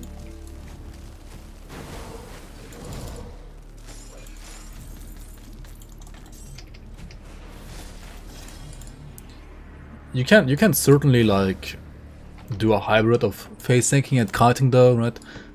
Basically like always face tank or like almost always face tank, but dodge signature abilities that hurt a lot. But it kind of like requires very good game knowledge as well, so that you like know which ones to dodge and which abilities you can face tank, right? So I feel like if you're starting out in hardcore right now, the hardest builds to play are exactly those, right? That should be able to face tank, but can't face tank literally everything. So you have to like dodge certain specific stuff. But if you don't know what you have to dodge, then you're probably gonna die to those abilities at some point, right? Alright, the Ancient Grove dungeon is pretty nice because of this vendor as well, which has very nice recipes that you can sell, like Ugdan Juice, Ugdan Salve. You can do some components, Prismatic Diamond for example. Some of these like non-endgame legendaries as well are being sold here. You can also farm this one for rings or like Basilisk Crusts, Vine Rings, Udenborg Girdles, and so on, right? Or also like Spark Throwers or these Bargoles weapons, right? This vendor is insane, right? This vendor is just amazing. Very, very good. Like, always check it out, please.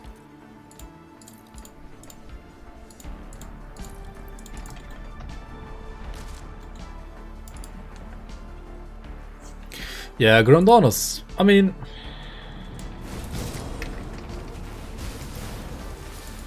when it comes to gear, Grandonis is very defense heavy. Right. You basically want to prioritize defenses over everything else on all gear slots except for your weapons, right? And there's one thing though that you do want to prioritize over everything else, and that's usually like skill modifiers, right? Like the bleeding damage and bleeding resistance reduction to Devouring Swarm here, or the damage to Blade Spirits here. Honestly, like the skill modifiers are, compared to other things and like in the grand scheme of things, ridiculously OP, and I feel like some of them should actually be nerfed.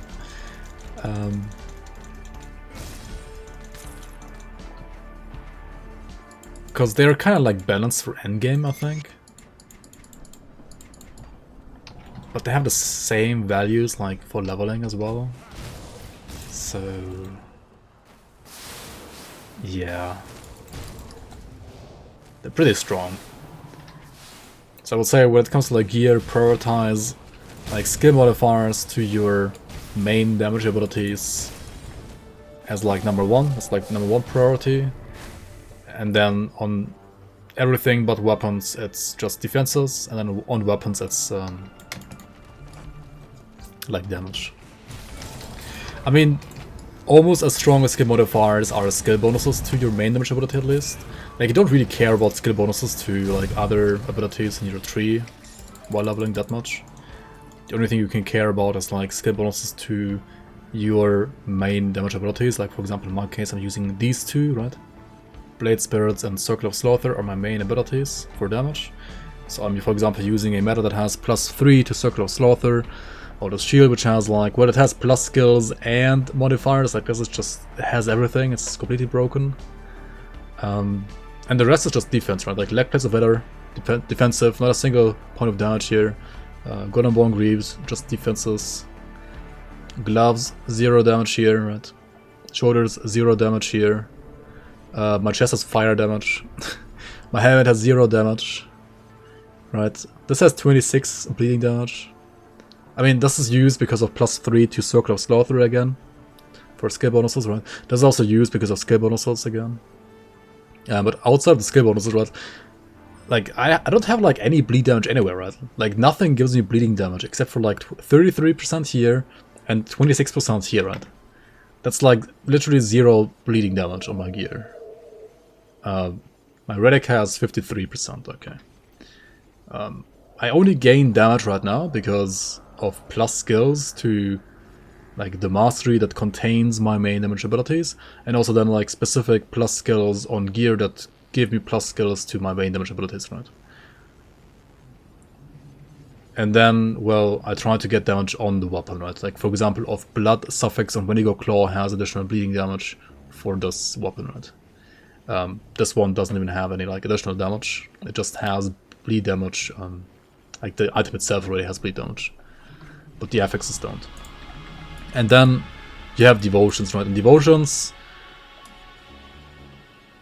they give you like everything, honestly. They give you sustain, like for example via bat or giant's blood over here, or via ghoul, right? You can get your like your sustain devotions here. You always get your resistance reduction devotions here, like for example rend for bleed. And then you get like a big tier 3 devotion for your damage type as well usually. Like for example for bleed you can go for Heart of Mogdogan or for Unknown Soldier. I'm actually going to go for both on this build here. And yeah, as long as you get like some sustain, resistance reduction to your damage type, and at least like one tier 3 devotion that corresponds to your like damage type, you kind of have like all the damage you need, right? You don't need more damage. You will only need more damage in the very end game, right? In the very end game, you're gonna like once you hit 100, once you're in ultimate, you're gonna try to get like to keep the resistances that you gained earlier from gear, and then get gear that has that those resistances and damage on top, right? But before you get to that point, you only need to care about defense on gear, apart from like weapons, kind of. Also, yeah, there's offensive and defensive ability.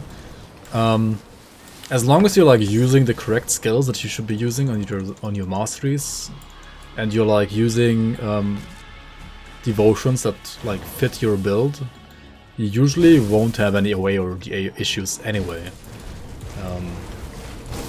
And I mean, DA issues can always be fixed by just putting all the points in physique on any build, right? You can do that on any build. On cunning builds like Physical Pierce, Bleed, and Internal Trauma, the same applies to offensive ability, right? If you don't have enough away, you can just always put more points to cunning. On magic damage users, it's a little bit harder, right? Because you can't really get away that easily. I feel like getting away on magic damage users is sometimes a little bit of a struggle, because you don't really want to use cunning ever on those, because it doesn't scale your damage as well, right?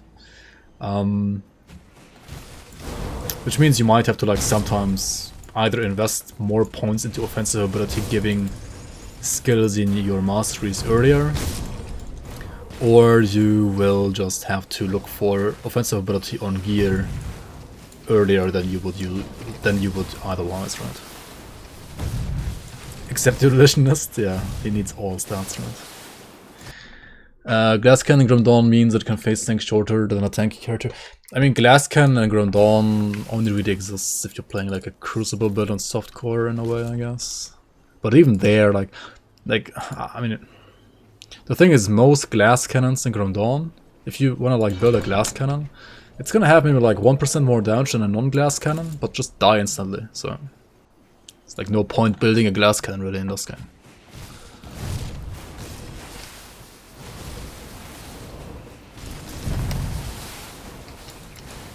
Anybody know the name of the place with dungeon that takes a key, not the Iron Door, Last Stage, Hell Place, or the Aether Fields?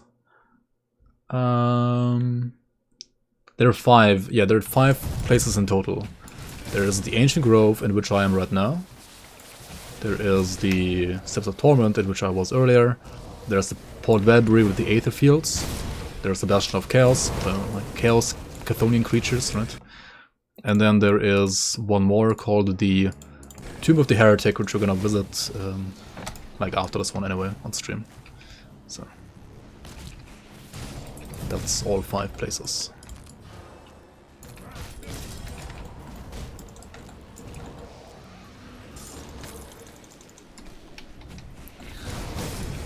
And I mean, if you're struggling, right, to never get crit or to always hit the enemy, and you can always look out for a suffix called of readiness, right? Of readiness makes you ready to crit and to not get crit. Because it always has offensive and defensive ability on it. Pretty nice, especially on rings and medals and amulets actually. It's a little bit worse on armor because the values of the OA and the A that you get on armor is not as good. Like aren't as good. But it's really nice for rings and so on. It's the reason I don't use Rainbow Filter. I mean, there is no actual reason, just too lazy to install it, and also I'm like too used to not play with it. But yeah, if you are not me, then just play with Rainbow Filter. Right? It's pretty good. It is pretty good.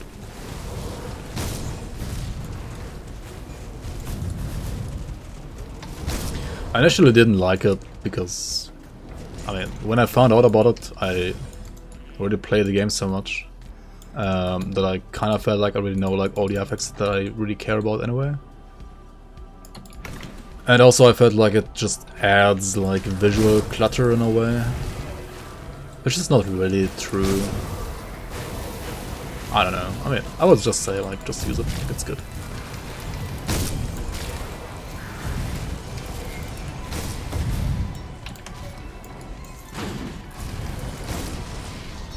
So this is the like hidden spot of this dungeon that also has like one of those totally normal shields. This one is not good for our class though. It's fine if you're playing like an elemental demolitionist, for example, right?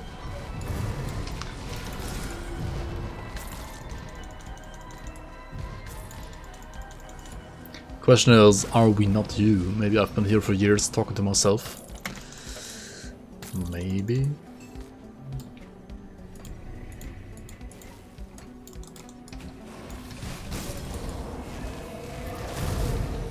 Maybe. I mean, I wouldn't say I know all the suffixes. Like, you always learn some, then you forget some again, right?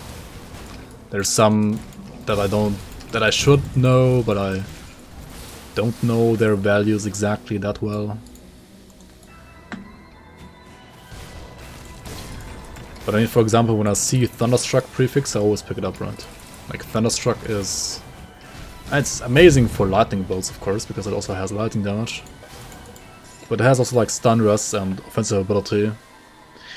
And also, I think Aether and elemental resistances. So it's like, I don't know, it has like so many things that are good for many builds. Of course, best for lightning, but also non-lightning builds can sometimes just use Thunderstruck just fine. If they need like the res and the OA and the stun res.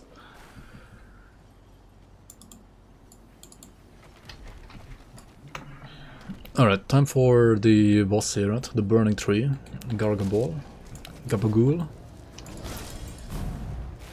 Alright, we press W, we press R, we press right click, right? Oh yeah, totem maybe down. Why did he spawn this awkward spot here? What the fuck? This looks so weird. Oh, dodge the projectiles of the flowers, right? Because those have resistance reduction. You kinda don't wanna get hit by those, ideally. You can always kite this guy as well, if like things get too scary. And when he like drops down to like, or like rather kneels down to like spawn these volcanoes, you don't wanna stand on the volcanoes, right? Because they might just make you fall over and die.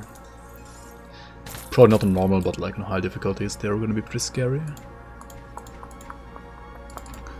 Okay, what do we have here? A blueprint, armor, another crown, interrogator, lore. Paul can't even pick up the lore. What the fuck?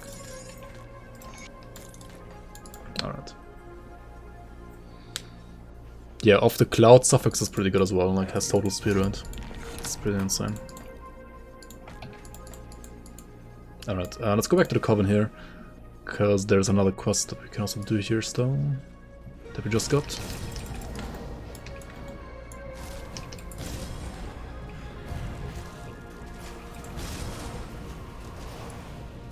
Okay. See anything you like? Interrogator's prefix. Yeah, I don't know that one by heart right now either.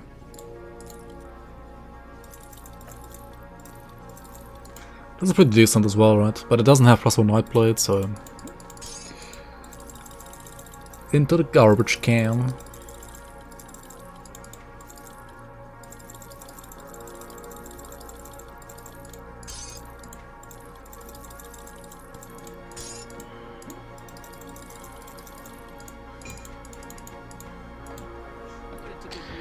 Okay, speak to Mage from Malostria. Okay.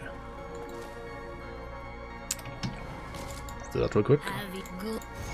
Okay, and now we can do the Roguelike Dungeon, which means we have to find the 3 seals first, 2 of which you will find going from Corvin Sandrift. So number 1 is actually over here. This place you should be able to figure out yourself, honestly. Like there's another like lore note, etc, like another story as well about this one. If you pay attention to the game, then this is rather easy to find.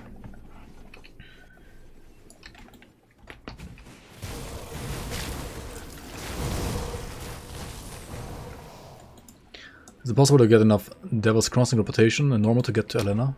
Oh, right. That was a good one. True.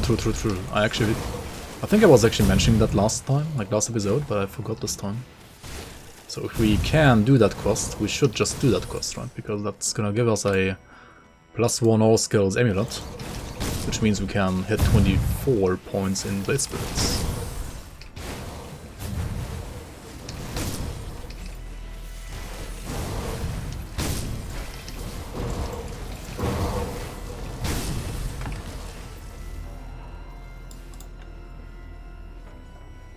Yo, the bigger potato, welcome. Should check it out like right now actually. Like after we clear this dungeon here.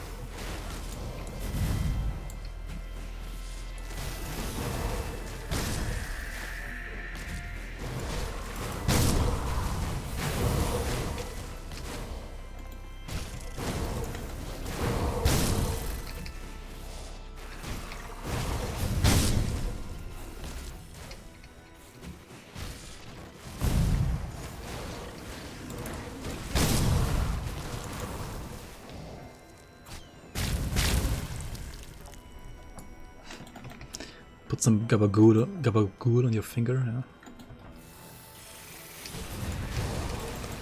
Alright, this guy, you might wanna not stand inside all the poison, right? Kinda hurts a bit. Even with maxed out poison rush.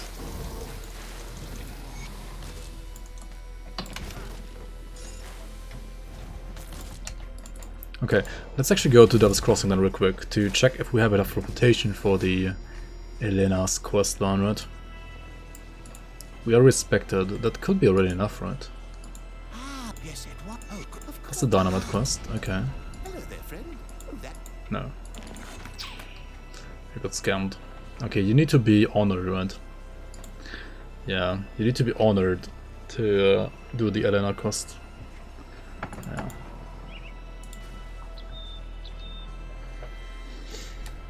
No Elenas today. At least not yet. You could do an elite, yeah.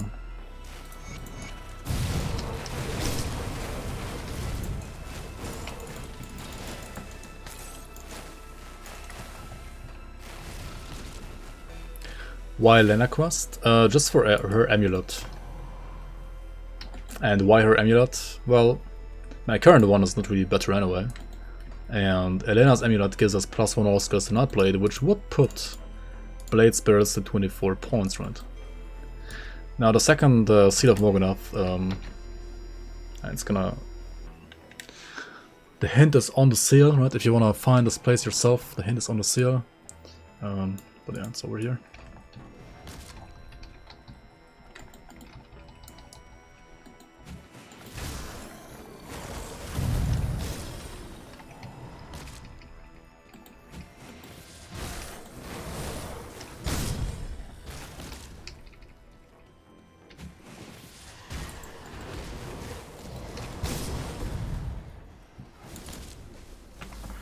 Does Veteran give more drops as well as XP?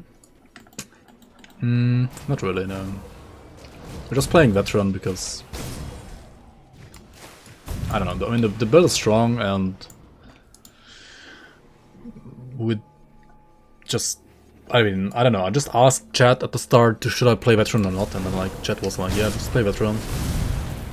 And that's why we're playing Veteran today. But you can certainly like just play normal as well, it doesn't really matter. Because like, I mean, yeah, you do get slightly more XP and you do also get maybe like very, very, very slightly better loot compared to normal difficulty. Because of like higher mob density maybe or something like that. But it really doesn't matter because drops don't matter here either. Like you're gonna care about drops when you're an ultimate or like an elite maybe. And you're getting to elite quicker by going through normal without veteran mode, right?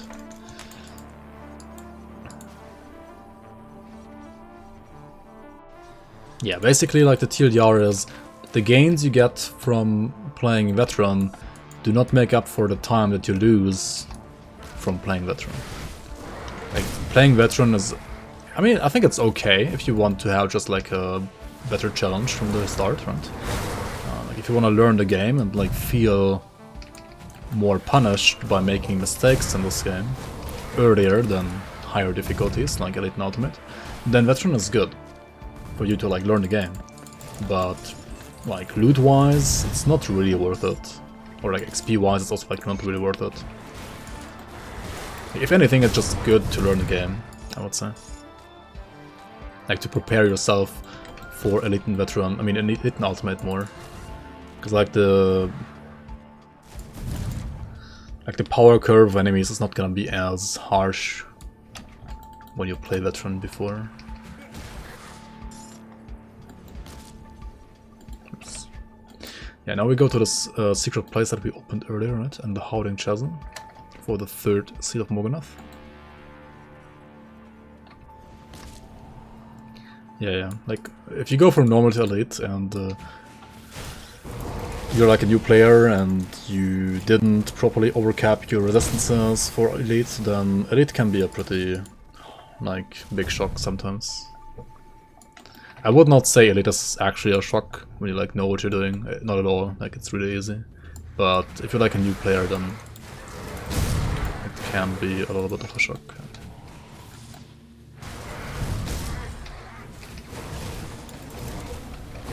But to be honest, like the real game starts in ultimate difficulty anyway, right? Like ultimate difficulty is where the actual game starts. Everything before ultimate is kind of like tutorial. This is like veteran tutorial right now.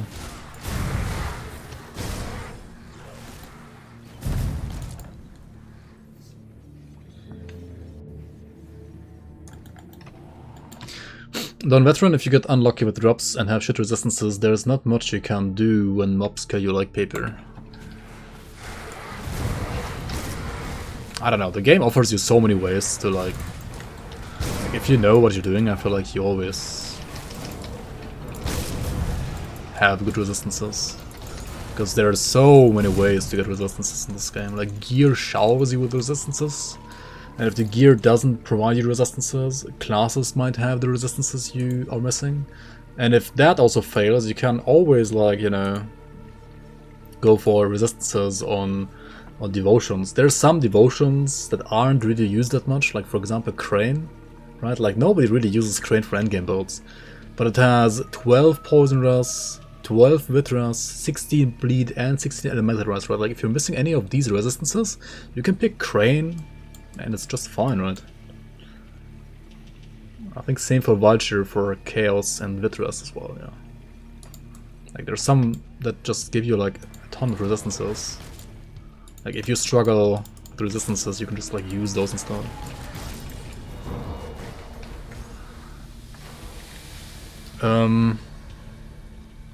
People who claim they have unlucky gear usually don't know what they're looking for. Yeah, I would dare to say that as well, yeah. Like they don't know what to look for.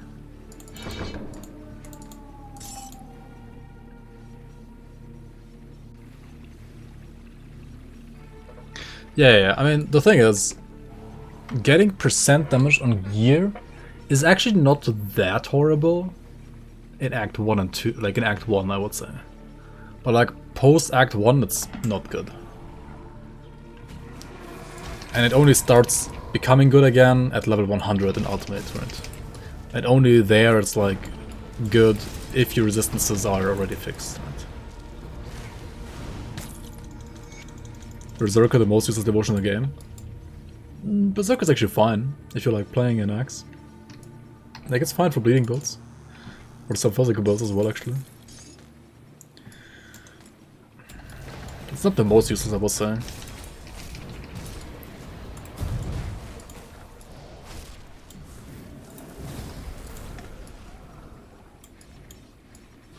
And it's not the strongest either, but it has its uses. Its uses.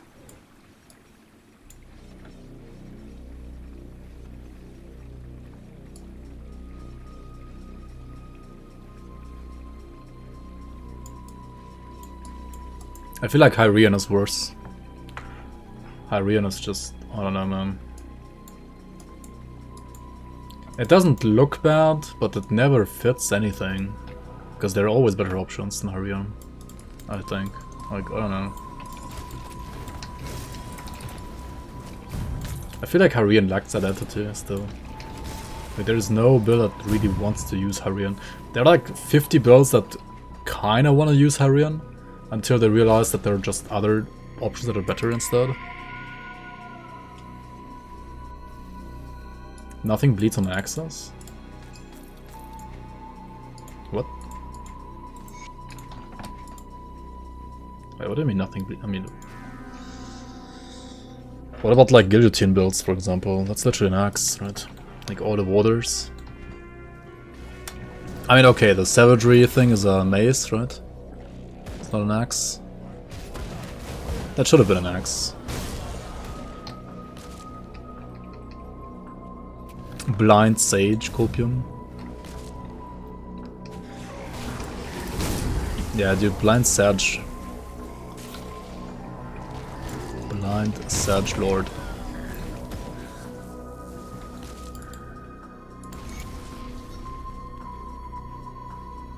Is still using Primal Ring even at level 50? Yeah, I mean, Primal Ring is also fine, like... Primal Ring is one of the easiest way to fix the resistances as well if you like need Poison, Elemental and Bad Health Heroes, for example, right? Like, it's pretty decent. Even, especially like the upgraded ones from Elite and Ultimate, they're pretty solid.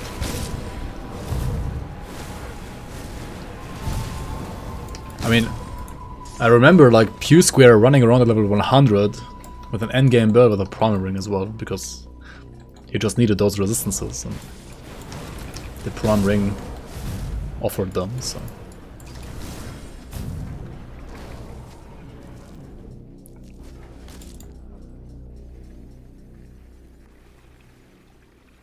If you start level 1 in elite, unfortunately you cannot use the decent set drops such as the Vidoth Ring. Oh yeah. True. You can't use the quest drops, right? That is correct.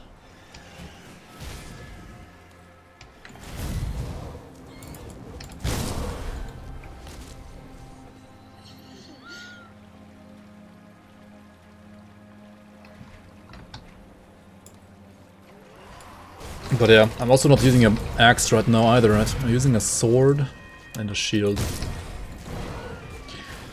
You are kind of right. I mean, I feel like, what's it called? When they made this game, they had tons of bleed on items, like on axes rather. Because it makes kind of sense, right? But also most of those items that were like good/decent back then,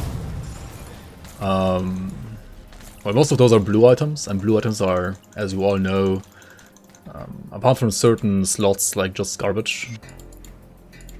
And weapon, like, when was the last time you were using a blue weapon? Like in a build? Like, I don't know. Is there even a build with a blue weapon? I mean, sure, you can do like blind assassin set.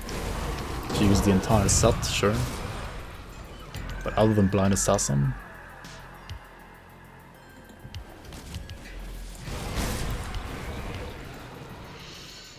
Which also got nerfed, by the way. Because we're not allowed to have good blue sets, apparently. Luminary set? Yeah, you could do that, maybe. Has like one blue gun. Sharpshooter Purifier? Okay. That's also a good one, yeah. Sharpshooter Purifier has been pretty good, yeah. It's true.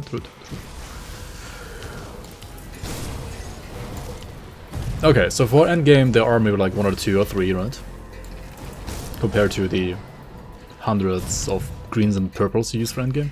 But what about leveling, right? Like, which blue item do you use for leveling? Empowered Falcon's Claw? Yeah, I mean, Falcon's Claw is good for Prowl Strike, right? But is it better than, say, a Corvin Storm Halberd? For a certain level range, because you can't get the Halberd yet, the standard Falcon's Claw can be better. And then... I mean, some have, like, some uses, maybe, like, for a couple of levels, right? Slith Bane for Acid Blade Arc. I mean, you only use it because there is no item for Acid Blade Arc. And how good is Acid Blade Arc in the first place, right? It's like saying I'm using the Huntsman on a...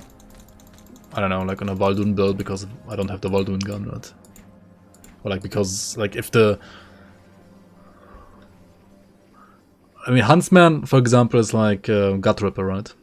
It's like the pleb version of Gut Ripper, kinda.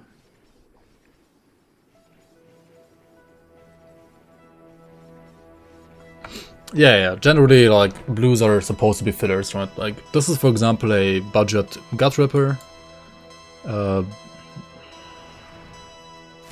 This is a... I don't even know what this is supposed to be.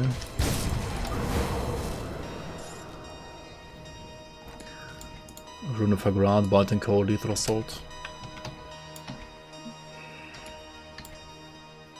I mean, I don't know, if you're just playing a Spectral Longsword, which you can play at level 20, then you would never ever use this item, right? Like level 20 Longsword probably like just beats a level 50 like blue Chill Blaze, right? Imagine Rector's reading chat, another meta cuck build. Yo, welcome. Niger Omega lol. How you doing, man? Also, Demialani, welcome. Why do people use Prowl Strike and Savagery together?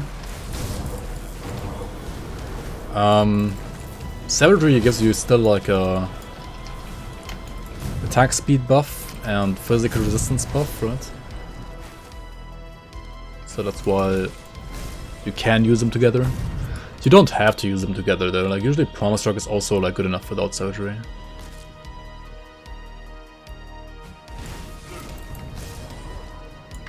GCG Omega lol, yeah. Now you know who it is.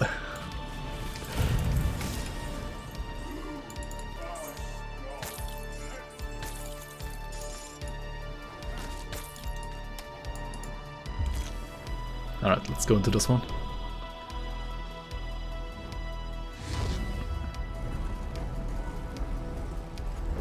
Yeah, I mean, armor, blue armor can be good. Blue rings can be even better.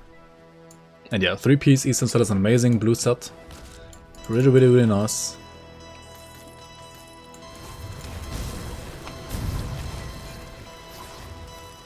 Or like leg plates of Valorite, really, really nice pants. You got food poisoning, laying in bed, trying to find good mobile RPG to waste your time so far. 8 hours, 0 found. Yikes. Yeah, good mobile game is honestly just watch other people play real games on Twitch, right? That's like the best mobile game. Like, not even kidding. Like, Twitch is my only, like, mobile game I have, basically. The Twitch app.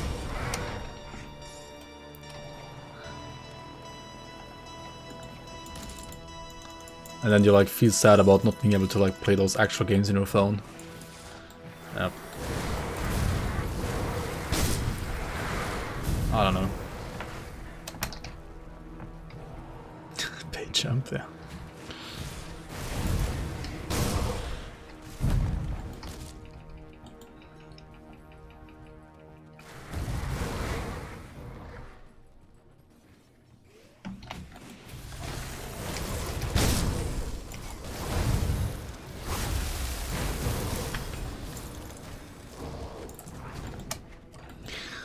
Did you miss me playing cold spam Doomboard, by the way, Niger? That was not a metacock build. That was a... I mean... an exotic endgame build.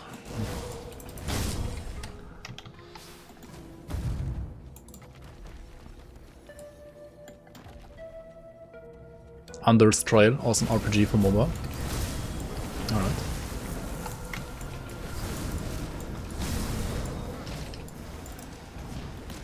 With these Magi's, you kind of want to get not hit by these auras that they do, right? Because then you're gonna get the Hungering Knight debuff on you, which is gonna like shred resistances like crazy. Which I guess on normal difficulty doesn't matter that much. But on higher difficulties it will, and you might just die because of that. But they have a very like big telegraph, right? Kind of. So you should be able to dodge them, usually.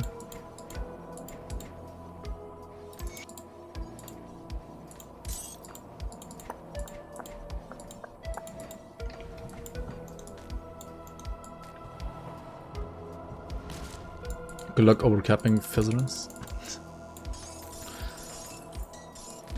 Really nice Ravager kill. 250. Yeah, it would have been better if I actually crit. Right.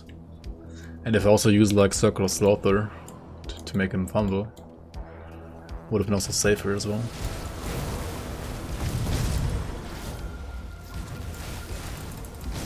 I mean, I also really like using 2 OA pots, right? Elixir of the Ancients and of the Drangul, and I still didn't have enough OA. I need like more OA on gear on that build.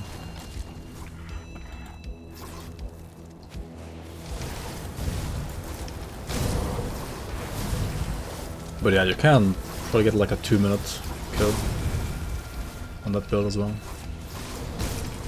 If you have like actual proper gear. Or maybe like sub 2 minutes even. And if you get like a triple rare chill hard, I mean chill, no not chill hard, what's it called? Chill strife. That's pretty crazy. The build was an iron ear killer. Yeah, that's true as well though.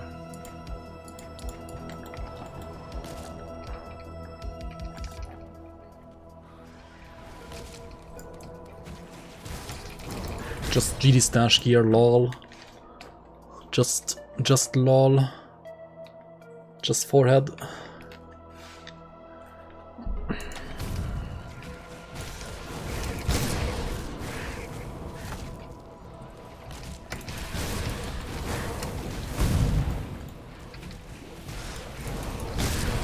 Imagine farming.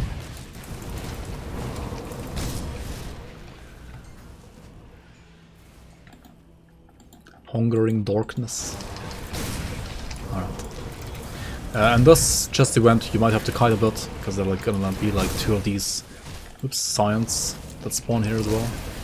And you don't wanna really like stand inside all that shit all the time, right?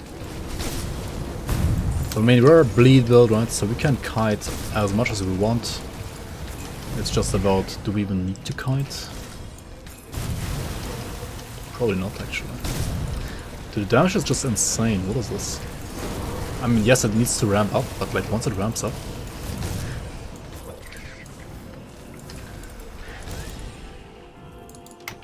Pretty good.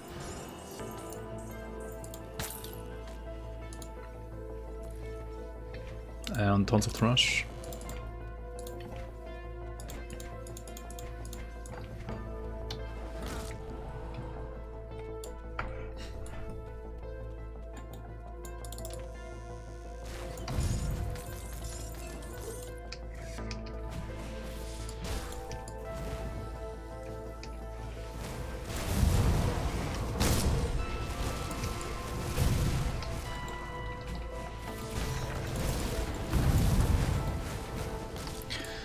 No, just like every other skeleton key dungeon, this one also has a vendor. Which is really not that exciting on normal difficulty. Gets more exciting in ultimate. But you can always like buy a purple mat here as well. That is, I guess, exciting enough. It doesn't sell anything that I need. Actually, it does sell the shield, does it not? Maybe it sells the shield, right? Oh yeah, it does. Right, maybe we get an upgrade here. Could play Tenacious of Vengeance. Or Durable of Mending. I mean, Durable has Fizzrest prefix. Of Mending is, I think, just health regen. Which, honestly, for a bleed build is not the worst. And then there's Impassable of Imposing Presence. Chaos Rest. Wait, no, Chaos Rest is... What does it even do then? Fizz damage and health? Just gonna buy this one, I think. There's a Stanching Vitality here, which has health and bleeders. But I mean, Durable is pretty good, right? Durable is one of the best like magic affixes you can get on this shield, because it has like insane physical resistance, and you do want that.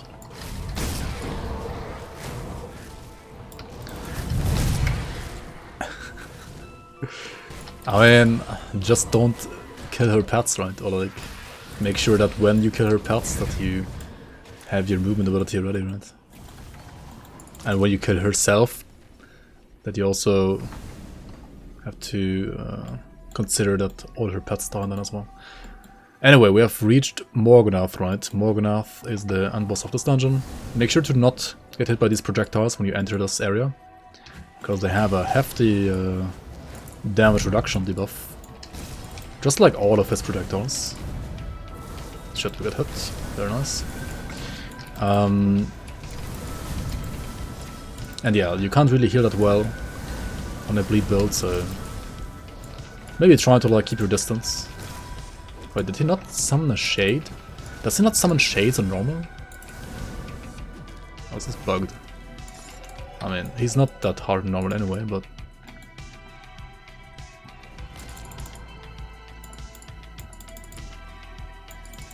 more 0 games on league bosses? Yeah.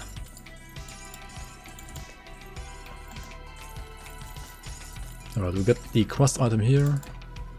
Eternal Night.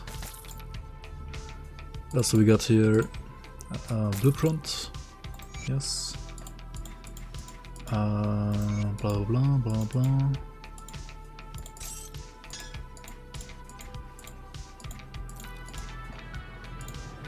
Shoulder guards, leg guards, and the rest is just trash, right? Okay. Venom Fang of the Venom Claw. That's pretty good. Congrats, congrats. That's actually insane. Venom Fang of the Venom Claw. That's absolutely insane. That gotta be like +8 to lethal assault, right? Or something. Like with the gun itself.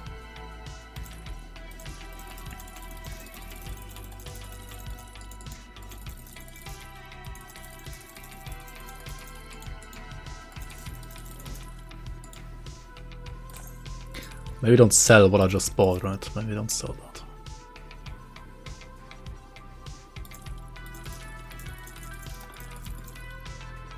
So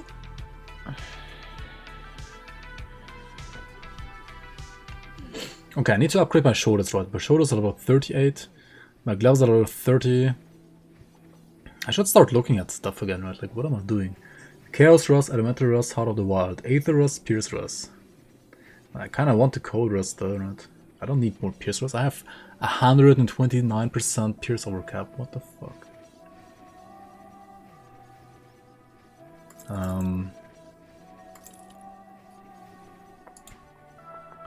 I found the Ring of Valiance. This is a very, very nice leveling set. The Valiant set. Very defensive, very like all around useful. Also, Obsidian C is pretty nice as well. Health, DA, has armor, right? A ring with armor means this armor is global armor. Really, really nice as well.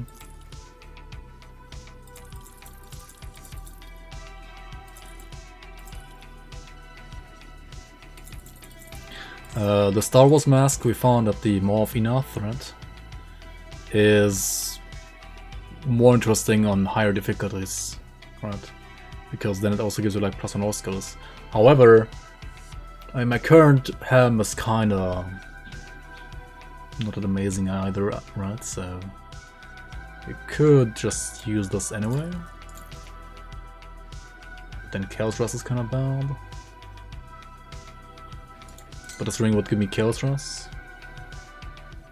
So you could just do the swap here as well, but then we lose like so much away because of the aggressive prefix with 6% away, right? Huh. I mean, I should have put more points to cunning, I guess. Only have 20 points in cunning right now. Yeah. I need the away, right? Not even 100%. Yeah, yeah. I need the away right now.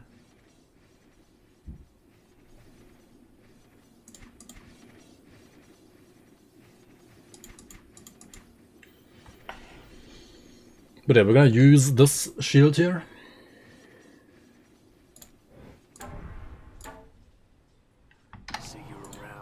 That is a Chaos Rust upgrade, and I mean overall like upgrade. Let's go back to those crossing here. If I kill myself in Act 2, is it considered suicide? I guess, yeah, that's basically killing myself, right? Monk.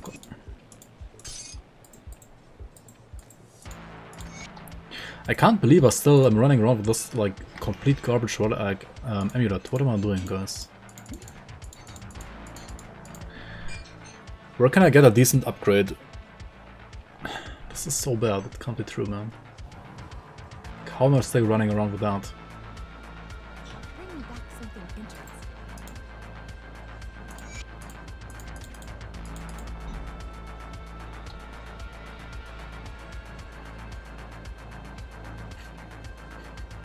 It's Mystic of Scorched Runes, dude, like, it's so bad.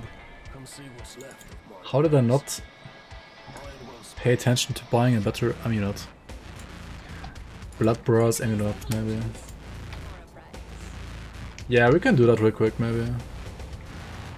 Blood Bros amulet. Or Mogaras would also not be the worst, right?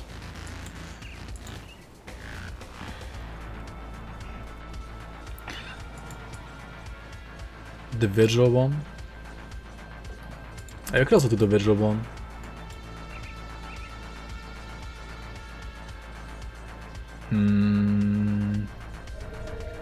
We buy that from this vendor, the secret vendor, right?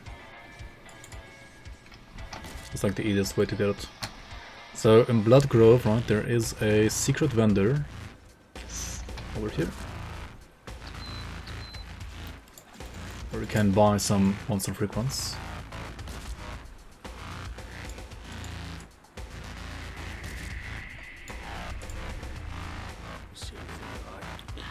Like for example this, right?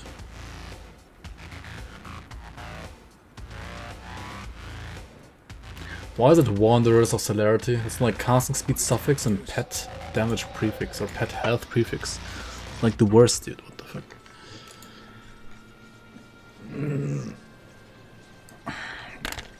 I mean, we could like reset the vendor like that or just farm Bloodbearer real quick. Let's do that real quick as well. Pine Barrens, so we go for... Yeah, just go for Pine Barrens.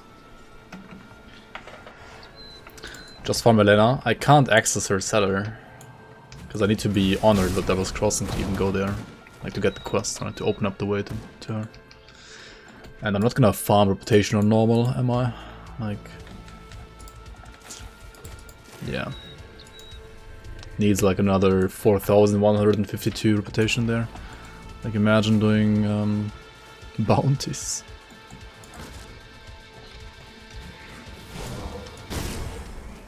These are under-leveled though. Maybe we're not getting a Bloodbearer here anymore.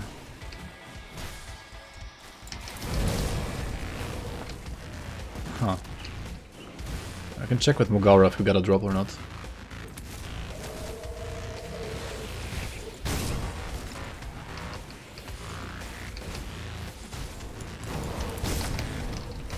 Bloodbearer might be a little bit higher level because he's like inside a cave.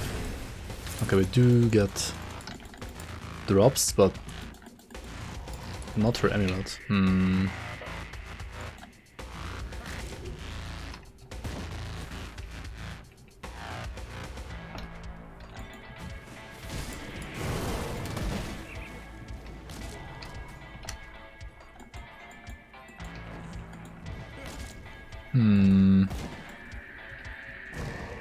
Bounties on Megalol, I guess. Yeah. Okay, there it is. There it is. Yeah, these are level 50 only here as well. Yep. I guess we have to buy the amulet then. And not play Bloodbearers. But yeah, Bloodbearers amulet is pretty nice.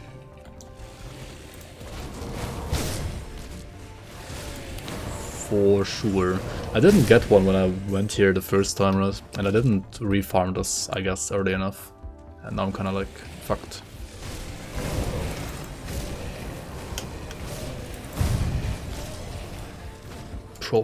Probably fucked. Never mind, never mind. Still getting drops. This is Mystic of the Eagle though. Yikes. Let's try another one.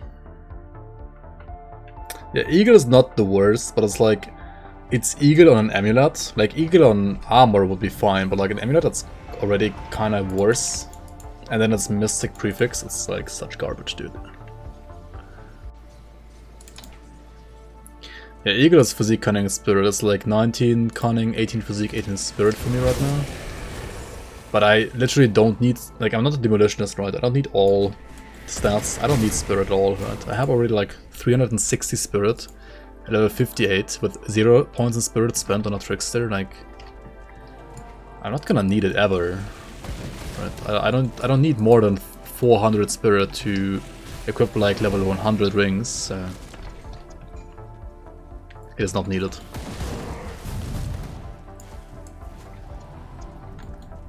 And Mystic is even more Spirit, so not needed at all. Let's go over here and see if the cave is here again. Literally the same spawn again. Okay, that's interesting. Yeah, just get aggressive with readiness. I mean, yeah, that's what I need, right? Or any resistance would be fine as well, honestly. Like, I'll take some Aether Rest or Chaos Rest, for example, or Poison Rest. Even Aether Rest. I mean, actually, I don't need Aether Rest anymore, but Poison Rest I would take. Like a good old Incorruptible, right? Just fix all the rest with one affix. Poison, Aether, and Chaos Rest on one affix, right? Incorruptible prefix.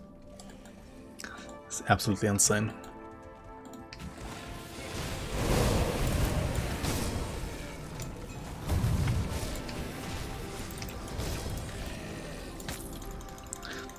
I mean, of Cloud is not the worst either. And Star Wars is 7% DA. It rolled freaking 7%, are you kidding me? Oh, this also has +3 Circle of Slaughter. Why did I not like farm this 10 years ago? What am I doing? Yeah, this is insane. So I'm gonna lose 10% Eliras, 8%, I mean... That's fine. That is totally fine. I do need the Ward Stone though. Yeah, that's pretty good. Yeah, Cloud is not that insane for this build, that's true. But I mean, it's still pretty good. Let's take a look, shall we? I have 134% movement speed. This puts me 5 over. Which means I could pull the points from Pneumatic Burst again, actually. I mean, the casting speed is pretty decent though, right? Like, to cast Grasping Vines and the Wrong Spot a little bit quicker, but in the end it's not really needed either. But the movement speed means I can like pull points from here and still have max movement speed at least. Not the worst. Which means you can like get to Primal Bond earlier. Yeah, this is totally fine. So we're gonna lose 25% of the top row going from normal to elite. And I mean, Chaos and Aether aren't really maxed out either yet. I sense turmoil within. So I have like 1 point too many here, right? Because of the +3 from this amulet. You can't go higher than 10 over the like cap, right? The soft cap. So yeah, I guess we're like ready for... Actually no, we go back to here and hand in the costs, right? And then we're ready for elite basically. Which is nice.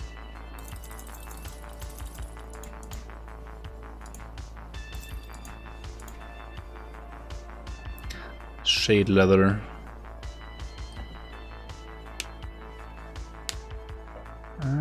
I mean, they are decent.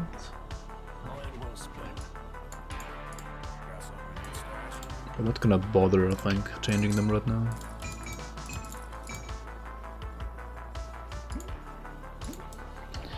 Alright, let's see what this guy is gonna give me.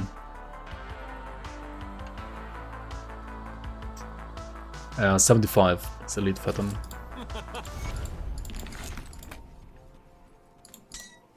That's not that bad, actually. Seed of the Royal Crown. It's a fine ring. Also decent for leveling in general. You can certainly like save this one for leveling. Poison, Wit, and Stun Res. Also all damage, which means also bleeding damage, of course, right? I mean... Also has away and A. Like, I could actually like use this instead of the living ring, right? Yes, I would lose away though. 40 away. I can still crit the training dummy. Pog. I mean, it's gonna be fine, right? It's gonna be fine. Like this. It'll be fine. I'm losing like some HP as well though, because I don't know, like living rings are so insane, right?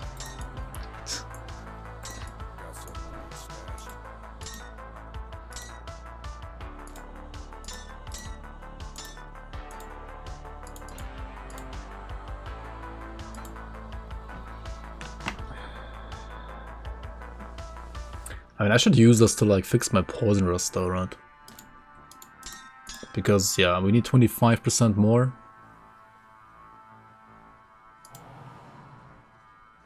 Yeah. We want the poison rust here. Still a good ring though. The living ring.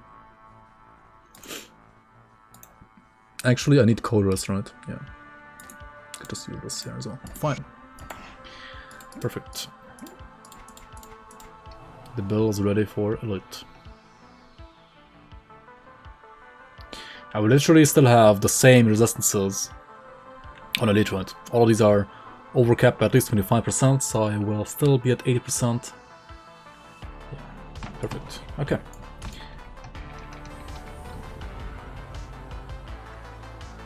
So like missing +1 here. Cheddar said that you need... there's a... something from Solar or something? No? Oh, here. Combatant Cask, +2 to Blade Spirits, level 65.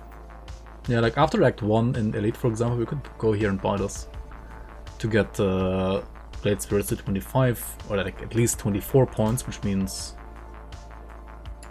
well, we can get 3 spirits and not only 2. Let's see what else we have here. I kind of want better shoulders though, right? I'll give you a good price on what I've got left.